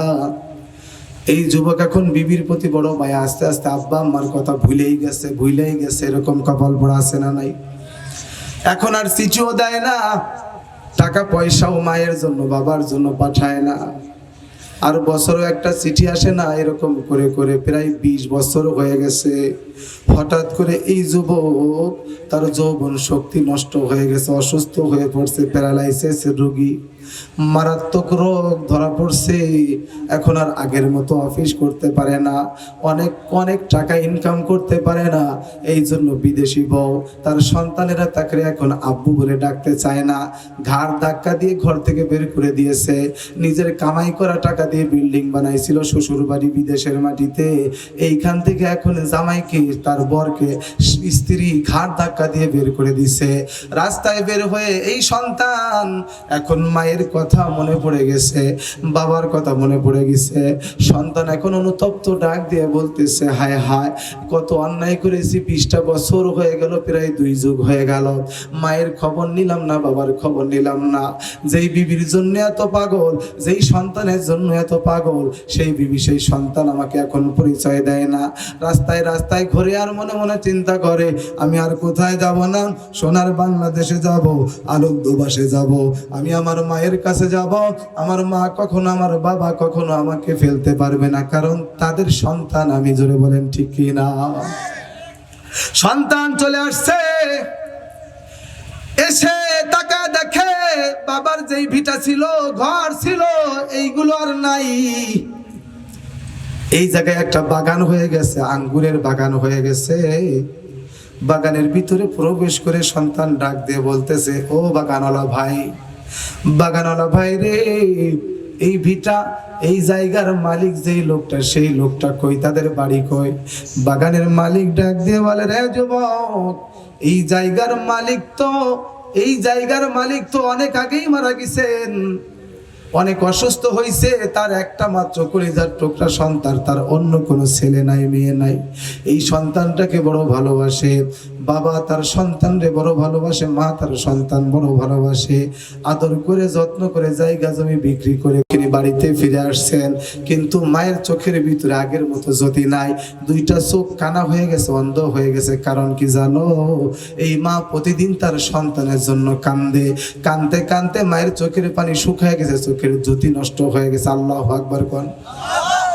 মা অন্ধ মানুষ, চোখে দেখে না, সন্তান ঘরের পাশেই বসে আছে। মা সন্ধ্যার আগে ফিরে আসছেন, বদনা ভরা পানি ছিল, এই পানি দিয়ে মা দক্ষিণী সুন্দর করে ওযু করলেন, ঘরের ভিতরে ঢুকলেন। মাগরিবের আজান হয়ে গেছে, মা দক্ষিণী নামাজের জন্য জায়নামাজ বিছাইলেন। জায়নামাজ বিছায়া মা দক্ষিণী মাগরিবের নামাজ আদায় করলেন। নামাজ কমপ্লিট করার পর এই দক্ষিণী মা আল্লাহ দরবারে 2টা হাত উঁচু করে চোখের পানি ছেড়ে দিয়ে কান্দে আর ডাক দেওয়ালে, প্রভু, আমার স্বামী ছিল, আমার স্বামীকে তুমি কাইরা নিলা, আমাকে তুমি বিধবা বানাইলা। আল্লাহ গো, একটা মাত্র সন্তান বিদেশের মাটিতে গেল, আর কোনোদিন আমার বুকে ফিরে আসলো না, আমার কলিজার ভিতরে আগুন জ্বলে। আল্লাহ, আমি মা আমার সন্তানরে একটা বার, এই জীবনে আর একটা বার আমার সন্তানরে আমি বুকের ভিতরে জড়ায় ধরবো। আল্লাহ, আমার সন্তান আমার জন্য টাকা পাঠায় না, ওর টাকা আমার দরকার নাই, প্রয়োজনে আমি মা আমার সন্তানকে ভিক্ষা করে করে এনে আমার সন্তানকে আমি খাওয়াবো। আল্লাহ, তাতে আমার দুঃখ নাই, তুমি দয়া করে আমার বুকের ভিতরে আমার সন্তানটা একটু ফিরিয়ে দাও। আমি মা যদি এখন মারা যায়, আমার আপন কেউ নাই, আমার সন্তানটা যদি আসতো, আমার সন্তান 2টা হাতে কোলের ভিতরে জড়ায় ধরে আমি মা কবরের ভিতরে নামাইতো। হায় আল্লাহ, আমার সন্তানটা ফিরিয়ে দাও। এই সন্তান পাশে বসে বসে অন্ধ মা সব শুনতেছে। এখন সন্তানের মনের ভিতরে একটু সাহস জাগ্রত হলো। সন্তান এখন চিন্তা করে, মা এখনো আমারে বলে না, আমার জন্য আল্লাহর দরবারে দোয়া করে। সন্তান একটা ডাক দিয়ে বলতেছে, মা ও গো মা, ও মা তাকে দেখ, হাত দুইটা বাড়ায় দে রে মা, তোমার দোয়া আমার আল্লাহ কবুল করে ফেলছে মা, আমি তোমার সন্তান, তোমার বুকে আসছি, কথা দিলাম মা আর কোনোদিন তোমাকে ছেড়ে যাব না। তুমি মা চিনো নাই ও গোলাম, ও আল্লাহর বান্দা বান্দির দল, ও যুবক ভাইরা, তুমি কোন মাকে, তুমি স্কুল থেকে আসছো, খাবার রান্না দেরি হয়েছে, মাকে তুমি ধুবক লাগাই দিয়েছো। এই যুবক, এই যে গতকালকের একটা ভিডিও দেখলাম, ওই যে বগুড়া শহরের একটা ঘটনা দেখলাম, ভিডিও দেখলাম, যুবক তার নিজের মাকে প্রেম করতে বাধা দেওয়া, বৈধ সম্পর্ক করতে নিষেধ করে, মা তার সন্তানকে বিড়ি খাওয়ার জন্য, সিগারেট কেনার জন্য, গাঁজা খাওয়ার জন্য, নেশা করার জন্য টাকা দেয় না, এই জন্য নিজের সন্তান আপন মাকে জবাই করে ডিপ ফ্রিজের ভিতরে লুকায় রাখছে। 2 দিন আগের ঘটনা, এই মা যদি বেঁচে থাকতো, পুলিশ যদি মায়ের সামনে দিয়ে এই সন্তানকে ধরে নিয়ে যাইতো, আমার বিশ্বাস মা তখনও ডাক দিয়ে বলতো, ও দারোগা মশাই, ও দারোগা সাহেব, দয়া করে আমার গলায় ছুরি চালাইছে, অসুবিধা নাই, মা যদি জবানটা খোলা থাকতো কথা বলতে পারতো, আমি মা তো মরে গিয়েছি, দারোগা সাহেব দয়া করে আমার কলিজার টুকরা সন্তানটাকে ছেড়ে দিয়ে যান। ঠিক না বলো? কোন মায়ের সঙ্গে, কোন বাবার সঙ্গে তোমরা বেয়াদবি করো? বলেন যুবক ভাই, মায়ের সাথে আর বেয়াদবি করব? জান্নাত পাওয়া যাবে, সোজা জান্নাত দিয়ে দিবে আল্লাহ।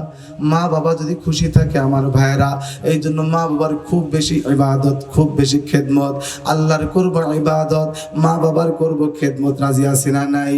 অনেকে আছেন মায়ের সাথে দীর্ঘদিন হয়ে গেল কথা বলে না, মায়ের সাথে বেয়াদবি করে ফেলেছেন, এখন তো আপনার মনটা একটু নরম হলো, এখন আপনি কি করবেন? আমি মাওলানা মাহমুদ হাসান ফরিদপুরি, যুবক ভাই তোমাকে একটা বুদ্ধি দিয়ে যায়, পরামর্শ দিয়ে যায়, শ্বশুর বাড়ি ব্যাগ ভরে সদাই নিয়ে যাও, শ্বশুর বাড়ি মিষ্টি নিয়ে যাও 10 কেজি, অসুবিধা নাই, কিন্তু মাকে খুশি করার জন্য ব্যাগ ভরে ফল আনতে হবে না, 1000 কেজি মিষ্টি আনতে হবে না। যুবক ভাই রে, তুমি বাজার থেকে 50 টাকা দিয়ে ছোট্ট একটা ডালিম ফল, আনার ফল কিনবা, কমলা ফল কিনবা, বাজার থেকে, অফিস থেকে, দোকান থেকে ফিরে আসার সময় তুমি তোমার সন্তানের কাছে যাইবা না, বিবির কাছে আগে যাইও না, অন্য কোথাও না গিয়ে সোজা মায়ের দরজায় একটু যাবা। যুবক ভাই, মায়ের দরজায় টুকা দিবা, মা অসুস্থ মানুষ, ডাক দিয়ে বলবে কে? সন্তান যদি বলে মা গো আমি তোমার কলিজার টুকরা সন্তান, আমি তোমার খোকা, মা অসুস্থ শরীর নিয়ে একটা দৌড় দিয়ে দরজাটা খুলে দেয়, মায়ের পাশে তুমি বসবা। ও যুবক ভাই, ছোট্টবেলা তোমার মা তোমার কত বুকের ভিতরে জড়ায় কোলে নিয়ে আদর করছে, তুমি তোমার বুড়ি মাকে একটু কোলের ভিতরে জড়ায় ধরো, তোমার বাবাকে আদর করে কোলের ভিতরে জড়ায় ধরো, বাবার মাথাটা, মায়ের মাথাটা তোমার রানের উপরে দিয়ে দাও, আর ডাক দিয়ে বলো মা গো আমি তোমার পাগলা সন্তান, বড় বেয়াদবি করেছি মা, তুমি আমারে মাফ করে দাও, আমার টাকা অত বেশি নাই, বাজার থেকে 50 টাকা দিয়ে একটা ফল কিনে এনেছি মা, আমি আজকে নিজ হাতে তোরে খাওয়াই দেব। মা গো ছোট্টবেলায় নিজে হাতে কত খাওয়াইছো, মাছ দিয়ে খাবো না, এখন আমার মাছ ভালো লাগে না, তুমি ডিম ভাজি করে দিছো, আমি কলেজ থেকে বাড়ি আসবো, ম্যাচ থেকে বাড়ি আসবো, ভার্সিটি থেকে বাড়ি আসবো, খোকা কি কি ভালো পছন্দ করে, মা 1 সপ্তাহ আগের থেকেই তৈরি করে পিঠা বানায়, ঠিক কিনা বলেন? মা গো আমি আজকে তোমাকে নিজে হাতে ডালিম ফলটা, কমলা ফলটা ছিঁড়ে ফেলবেন, কমলার কুয়াগুলো, ডালিমের দানাগুলো নিজে হাতে মায়ের মুখের ভিতরে লাগায় দিবেন, দেখবেন মার অন্তরটা খুশি হয়ে গেছে, পাথরের মতো শক্ত, দিল নরম হয়ে গেছে, মোমবাতির মতো গইলা গেছে। মা তখন ডাক দিয়ে কয়, বাবা রে আমার জীবনে তোর বিরুদ্ধে কোনো অভিযোগ নাই, তুই না আমার কলিজার টুকরা সন্তান, তোর জন্য আমি মন খুলে দোয়া করব। মা বাবার দোয়া ছাড়া পৃথিবীতে কারো বড় হওয়ার সম্ভাবনা নাই, ঠিক না ধরে বলেন?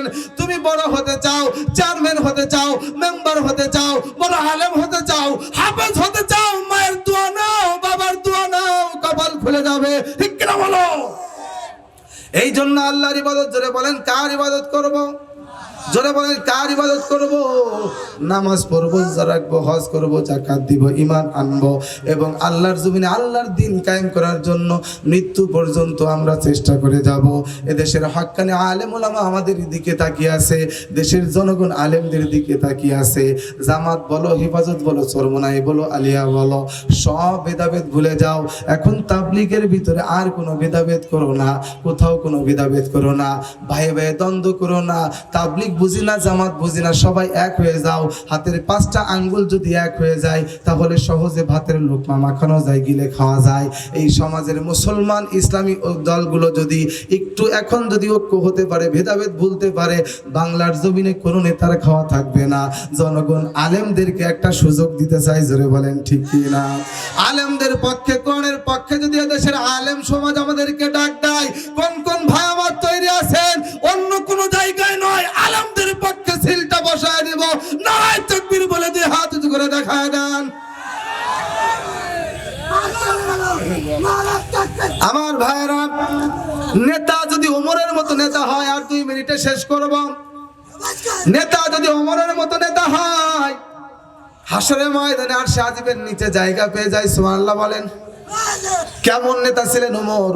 জাহানের অর্ধ পৃথিবীর বাদশা ছিলেন ওমর, কিন্তু রাতের বেলায় মানুষের দাঁড়ে দাঁড়ে ঘুরে ঘুরে দেখতেন কার কি বিপদ আছে। আর আমাদের নেতারা নির্বাচনের আগে খুব ঘোরাঘুরি করে, রাত 1টা 2টার সময় কর্মীর বাড়িতে যায়, ভোটারের বাড়িতে যায়, টাকার বান্ডিল নিয়ে যায়, কিন্তু যখন ভোট শেষ হয়ে যায় নেতারা আর খুঁজে পাওয়া যায় না, নেতা ঢাকা। কথা কন না কেন? কিন্তু যদি একজন দিনদার নেতা হয়, ওমরের মতো যোগ্য উত্তরসূরি তৈরি হয়, এই আলেমগুলো যদি আপনাদের প্রতিনিধি হয়, ওমর রাতের অন্ধকারে ঘর থেকে বের হয়ে গেছেন, হঠাৎ করে রাতের ভিতরে দেখতেছে একটা বড় মানুষ, 30-40 বছরের যুবক, হাউমাউ করে রাতের অন্ধকারে কান্নাকাটি করতেছেন। ওমর ডাক দিয়ে বললেন, ও ভাই তুমি কান্নাকাটি করো কেন? ওই লোকটা কান্না করে আর বলে, আল্লাহ তুমি আমাকে একটু সাহায্য করো, আমাকে একটু বিপদ থেকে উদ্ধার করো, আমাকে সাহায্য করো। অন্ধকার রাতের বেলায়, ওমর তো অনেক লম্বা মানুষ ছিলেন, হঠাৎ করে যুবক কান্না করতেছে, চোখ বন্ধ করে চোখ 2টা খুলে তাকায় দেখে সামনে বড় লম্বা একটা মানুষ। অন্ধকার রাত, ওই লোকটা মনে করছে এত লম্বা কি আবার ভূত নাকি রে? লোকটা মনে মনে চিন্তা করে, আল্লাহর কাছে চাইলাম সাহায্য, কিন্তু আল্লাহ তো ভূত পাঠাই দিয়েছে। আল্লাহ তোমার কাছে তো ভূত চাই নাই, সাহায্য চাইছিলাম, তুমি কি দিলা?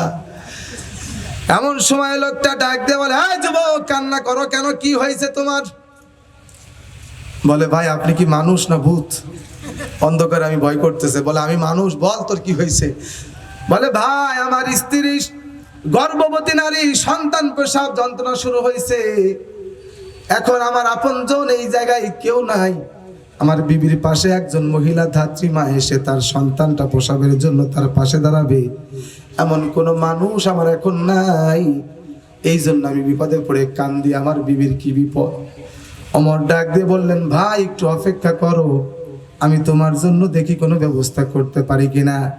বাড়িতে গেলেন ওমর রাদিয়াল্লাহু আনহু, অর্থজাহানের বাদশাহ প্রধানমন্ত্রী, তিনি বাড়িতে গিয়া তার বিবিকে, রানীকে ডাক দিয়ে ঘুম ভাঙায় রাতের অন্ধকারে ধরে আনলেন, তুলে আনলেন, আর ডেকে বলতেছে, বিবিরে এই ঘরে একজন সন্তান প্রসবকারিণী মা, তিনি কান্না করতেছেন, সন্তান প্রসব যন্ত্রণায় কাতরাচ্ছেন, পাশে থাকার কেউ নাই, তোমাকে আর ঘুমালে চলবে না, চলো চলো মহিলার পাশে গিয়ে তার সন্তান বের হওয়ার জন্য সহযোগিতা করো।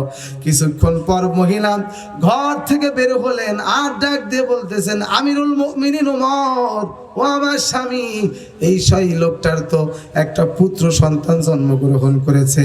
যখন মহিলা বলল আমিরুল মুমিনিন ওমর, তখন ওই যে লোকটা কান্না করলো, সেই লোকটা ভয় পেয়ে গেল। কি, এই মহিলা এই লোকটাকে আমিরুল মুমিনিন বলে, কারণ কি? তখন ডাক দিয়ে বলে, ভাই মহিলা কাকে আমিরুল মুমিনিন ওমর বলে ডাকে? এখানে তো তুমি আর আমি ছাড়া কেউ নাই, তাহলে মহিলা এমন কথা কাকে বলল? ওমর বলতেছেন, ও ভাই যুবক, এই মহিলা তো আমাকে, এই মানুষ তো আমাকে আমিরুল মুমিনিন বলে, আমি তো সেই ওমর। যুবক তাদের অন্ধকারে চোখের পানি ছেড়ে কান্দে আর বলে, ও নেতা, তুমি আমার যোগ্য নেতা, আমি একজন সাধারণ নাগরিক, রাতের অন্ধকারে তোমার বিবিকে নিয়ে আসছো, তুমি আমিরুল মুমিনিন অর্ধজাহানের বাদশাহ, তোমার বিবি আমার স্ত্রী সন্তান সহযোগিতা করলো। ওমর গো, তোমার মতো রাষ্ট্রপ্রধান থাকলে পারে এই দেশের কোনো মানুষের আর কোনো ভয় থাকবে না, ঠিক কিনা? জোরে কও। এই জন্য নেতা হতে মন চায়, হন, অসুবিধে নাই, ওমরের মতো নেতা হন। আপনাদের এই গ্রামের একটা ঐতিহ্য আছে, আপনারা খুব মিলেমিশে চলাফেরা করেন, বড় ভালো মানুষ আপনারা। আপনাদের অনেক প্রশংসা আমি শুনেছি, আপনাদের এই মাদ্রাসার হুজুররা, আপনার গ্রামের মানুষও খুব ভালো, এই মাদ্রাসার হুজুরেরা আলেমগুলোও পেয়েছেন খুব ভালো ভালো মানুষ। তো এই জন্য ভালো ভালো যোগ্য খতিব পেয়েছেন ঈদগার ময়দানে, মোহতামিম পেয়েছেন যোগ্য, সাধারণ শিক্ষক যারা ভাইরা আছেন তারা বড় যোগ্য, মাদ্রাসার সভাপতি সাহেব সে তো দেখলাম বড় নরম দিলওয়ালা মানুষ, বড় ভালো ভালো মানুষের বসবাস, খুবই ভালো লেগেছে। আমি দুপুর থেকে রাত দুপুর পর্যন্ত আপনাদের সাথে মিশে আমার মনটা ভরে গিয়েছে। আমি আপনাদেরকে কোরআন হাদিস থেকে এতটুকু বোঝাইতে চেয়েছি, আল্লাহ আমাদেরকে ইবাদত করার জন্য বানিয়েছেন, সমস্ত মাখলুক বানিয়েছেন আমাদের খেদমত করার জন্য।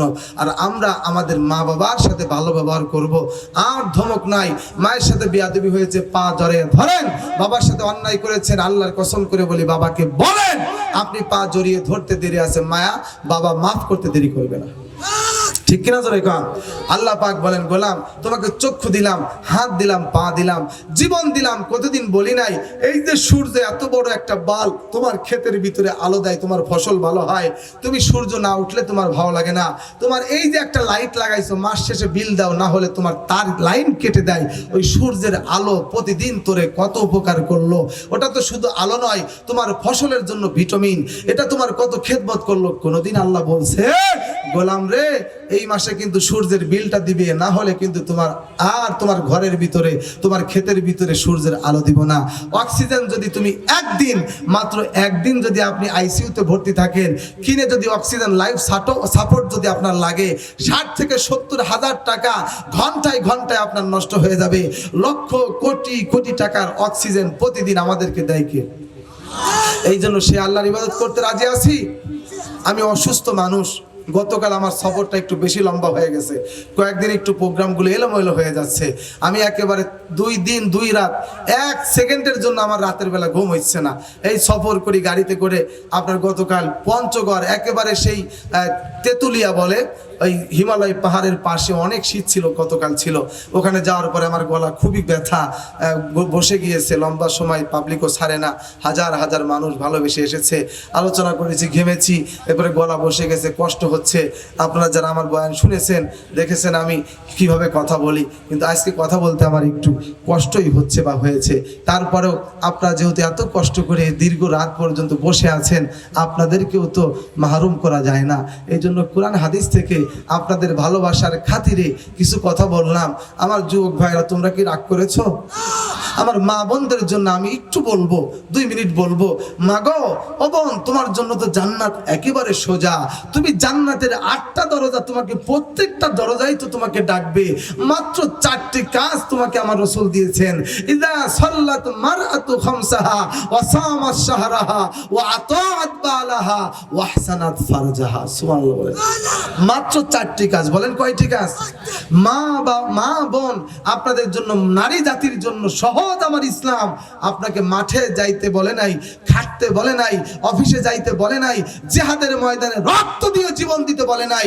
মাত্র আপনি 5 ওয়াক্ত নামাজ পড়বেন, আপনি রমজানের রোজা রাখবেন, স্বামীর ইতাআত করবেন, মানে স্বামীর আনুগত্য করবেন। স্বামীর কি? এই জায়গায় আমার মা বোনেরা খুব দুর্বল। নামাজে রোজায় পুরুষের থেকে বেশি, হ্যাঁ নামাজ পড়ে ভালো, অনেক বাড়িতে দেখবেন পুরুষেরা নামাজ পড়ে কিন্তু মা বোনেরা নামাজ পড়ে। আর রোজা তো আরো বেশি, কেননা ছোটবেলা থেকে অভ্যাস। দেখবেন মেয়েরা যদি মা বাবার সাথে একটু রাগ হয় 3 দিন না খেয়ে থাকবে। আর আমরা ছেলেরা পারি, রাগ হয়েছে সকালে দুপুরবেলা মা খাবার না দিলেও জোর করে রান্নাঘরে ঢুকে খেয়ে নেই, ঠিক না জোরে খান। কিন্তু মেয়ে মানুষ না খেয়ে থাকে, ওদের অভ্যাস আছে, খুব রোজা রাখে। কিন্তু আল্লাহ রসুল যে বললেন 3 নাম্বার 4 নাম্বার, আল্লাহ রসুল যে বললেন তুমি ওয়াতাআত বালাহা, স্বামীর আনুগত্য করো, মানে স্বামীকে মাইনে চলো। স্বামী যা বলে তাই শোনো, তুমি যা বলো এটা স্বামীকে শুনতে বাধ্য করো না। কিন্তু বাংলাদেশের মা বোনেরা এই জায়গায় সম্পূর্ণ বিপরীত। অনেক সময় পর্দা পশিদা ঠিক আছে, হাত মোজা পা মোজা নামাজ রোজা সব ঠিক আছে, কিন্তু স্বামী মানতে চায় না। স্বামীরে মনে করে সবচেয়ে বড় মোগা। এই পৃথিবীতে যত পুরুষ আছে প্রত্যেকটা মহিলাই তার স্বামীকে সব থেকে বড় বিয়াক্কেল মনে করে। কথা কর না কেন? আর কথায় কথায় বলে আমি দেখে তোর সংসার করলাম, আমি দেখে খাইয়ে গেলাম। কথা বলেন না কেন? এই যে প্রেশার দেয়, এই যে স্বামীকে মানতে চায় না মাগো, যদি আপনি মানতে পারেন স্বামী বোকা হোক যাই হোক, আরে ফিরাউনের মতো এত বড় বেয়াদব কাটটা কাফেরকেও তো আসিয়া কোনোদিন বেয়াদবি করে নাই। এত বেয়াদবি করার পরে, এত মারপিট করার পরেও তো আসিয়া স্বামীকে অভিশাপ দেয় নাই।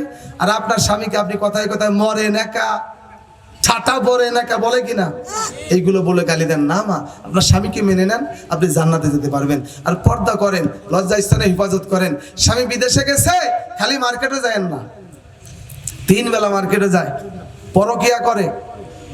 যদি আপনি না থাকতে পারেন, ধৈর্য যদি আপনার না কোলায়, স্বামীকে বলবেন স্বামী আমার টাকা দরকার নাই, না খেয়ে থাকবো, নুন ভাত খাবো, ডাল ভাত খাবো, তারপরেও আপনি চলে আসেন, সুখের সংসার হবে।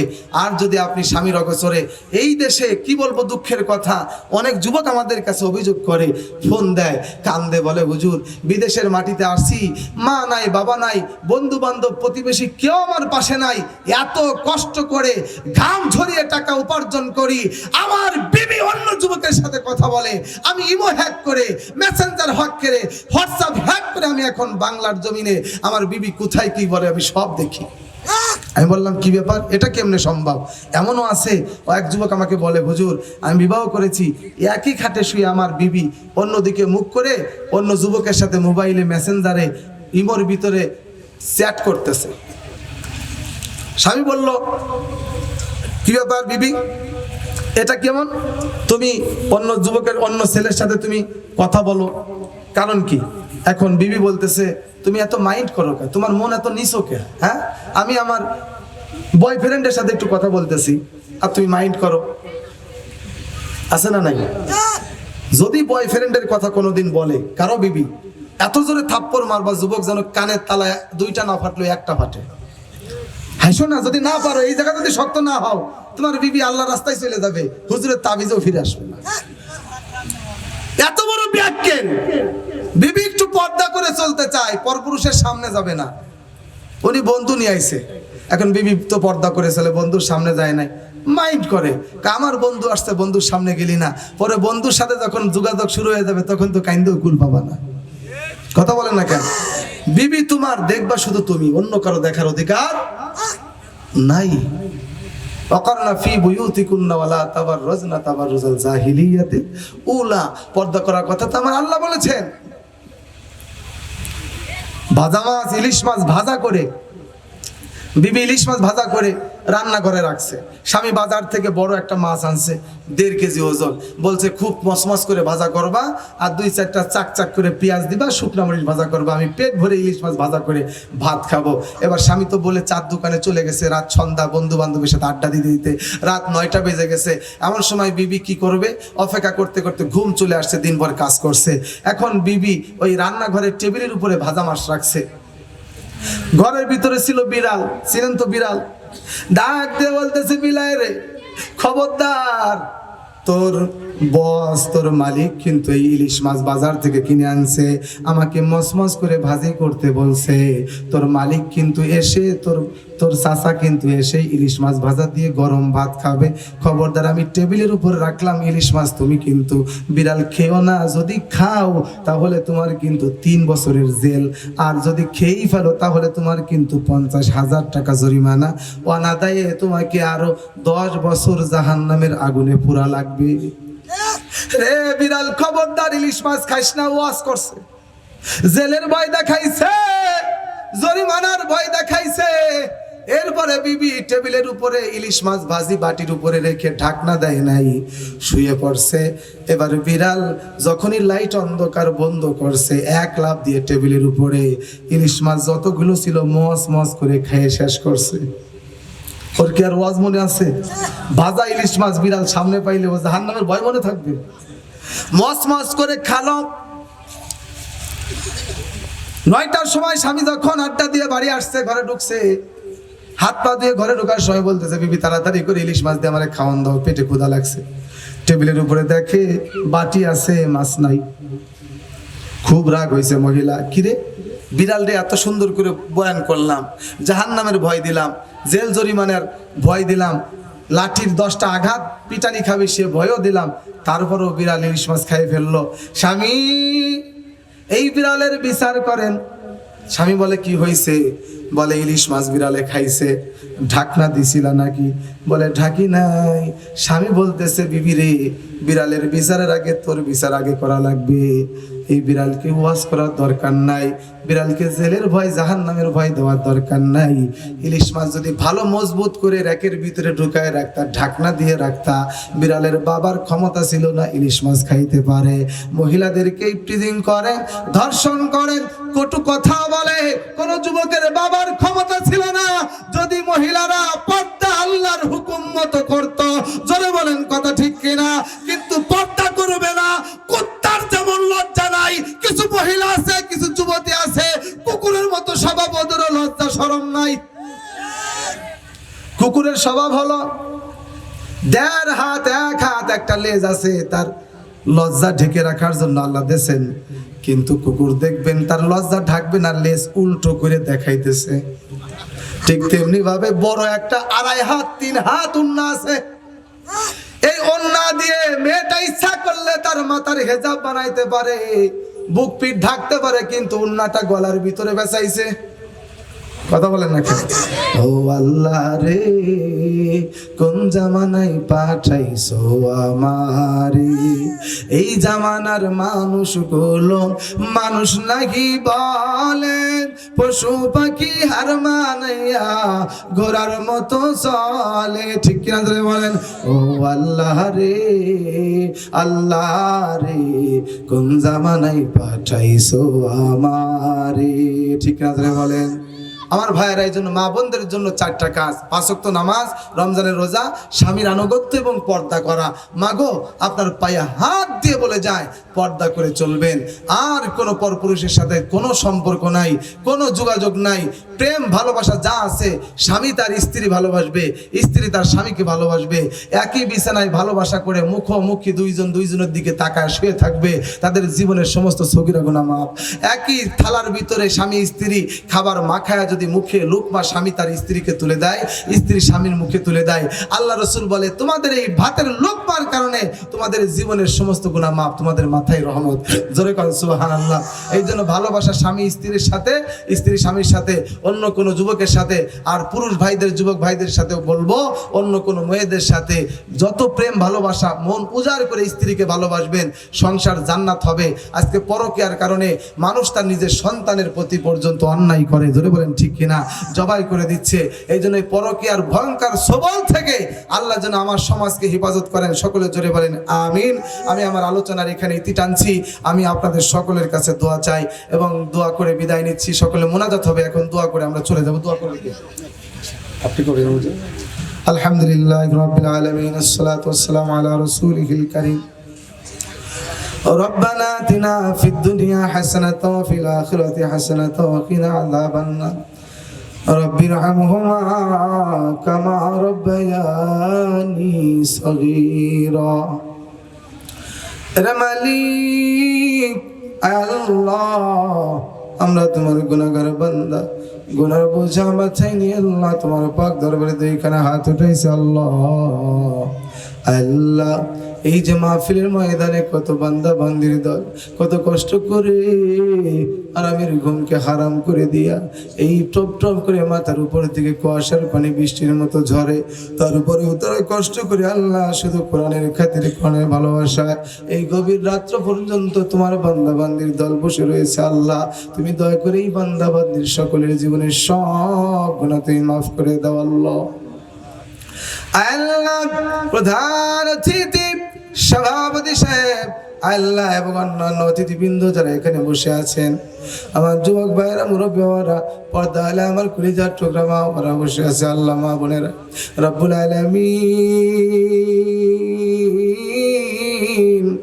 আমরা সবাই তোমার ভালোবাসার পাত্র হতে চাই। তোমার রহমতের কাঙ্গাল আমরা, তোমার দয়া মায়া ছাড়া বাঁচার কোনো উপায় নাই। আল্লাহ, দয়া করে আদর করে ভালোবেসে বানাইছো, কেমনে তুমি জাহান্নামের আগুনে ফালাইও?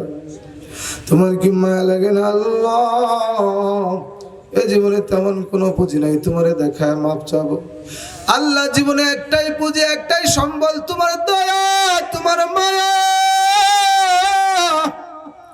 আল্লাহ তোমার রহমতের দরিয়ার দিকে যখন তাকায় তখন মনের ভয় বুঝি দূর হয়ে যায়, তুমি বুঝি আমাদেরকে মাফ করে জান্নাত দিবে। এই জমিনে মাত্র 100 ভাগের 1 ভাগ মায়া ভালোবাসা প্রেম তুমি জমিনের সমস্ত মাখলুকরে ভাগ করে দিছো। এই জন্য আজকে আসার সময় রাস্তার ভিতরে দেখলাম একটা কুকুর গাড়ির সাথে অ্যাক্সিডেন্ট করে রাস্তায় মরে পড়ে আছে। এই বাচ্চাগুলো কুকুর মাথা ফেটে আহত হয়ে মারা গেছে, রাস্তায় পড়ে আছে। সন্তানগুলো তো মারে বুঝে নাই, মাঝে আর জমিনে নাই বুঝে না। সন্তানগুলো মায়ের বুকের ভিতরে বারবার লুকাইতেছে। আল্লাহ 100 ভাগের 1 ভাগ মায়ের কারণে সন্তান বাঁচাইতে যায় একটা প্রাণী কুকুর যদি তার জীবন দিয়ে দিতে পারে। আল্লাহ আল্লাহ তোমার কত মায়ের মালিক। ছোটবেলায় দুষ্টুমি করেছি, বাবা রাগ হয়ে ঘর থেকে বের করে দিছেন, আমিও অভিমান করে ঘর থেকে বের হয়ে গেলাম। সারাদিন বন্ধু বান্ধবের সাথে আড্ডা চললো, খেলাধুলা করলাম। সন্ধ্যা লেগে গেলে কোনো দরজাই আমার জন্য খোলা থাকে না, সব আটকায়া দেয়। বন্ধুর মা ডেকে বলে, বাবা বাড়িতে যাও, এখনো ঘরে পড়াশোনা করবে। আমি আর জমিনে কোথাও জায়গা পাইলাম না, নিজের ঘরে ফিরে আসবো, কিন্তু বাবা তো আমাকে রাগ করে আমাকে পিটিয়ে ঘর থেকে বের করছে, আমাকে ঘরে জায়গা দিবে না। আমি মাপ না চাই অভিমান করে ঘর থেকে বের হয়ে গেছে, এখন আমার যাওয়ার জায়গা নাই। বাড়ির সামনে এসে বারবার ঘরের দিকে গেট দিয়ে তাকাইতেছি, উঠানের দিকে মা দেখা যায় না। কি রে, হঠাৎ করে দেখি মা উঠানের ভিতরে দাঁড়ায় দাঁড়ায় গেট দিয়ে রাস্তার দিকে বারবার তাকাইতেছে। মায়ের চোখের সাথে সন্তানের চোখ যখন মিলে যায়, মা দুইটা হাত বাড়া দিয়ে একটা ডাক দিছে, বাবা রে আয়, জলদি করে আয় ও বাবা। সকালবেলায় ঘর থেকে বের হইছো বাবা, আমি মা সকালে খাই নাই, আমার খোকা কোথায় গেল রে? আমি মা দুপুরে খাইলাই, বাবারে তুমি কোথায় গেছো? না খায়া তুমি দিনটা পার করছো, আমার বুকে আই বাবা, আমি তোর বাবাকে বুঝাইবো আর তোমাকে মারবে না বাবা, তুমি আর বেয়াদবি করো না। আল্লাহ গো, মায়ের যদি এত মায়া হতে পারে 100 ভাগের 1 ভাগ মায়া পাওয়ার কারণে আল্লাহ তোমার কাছে তো 99 ভাগ মায়া ধরো সব রেখে দিয়েছো। আল্লাহ দয়া করে তুমি আমাদের সকলকে মাফ করে দাও। এই ময়দানে হাত উঠাইছে হাজার মানুষ, কার যেন জনম দুঃখিনী মা নাই। আরে যার মা আছে বাবা আছে, বাড়িতে যাইয়া মা বাবার দিকে তারা তাকাবে আর কবুল হজের সওয়াব পেয়ে যাবে, কিন্তু যার মা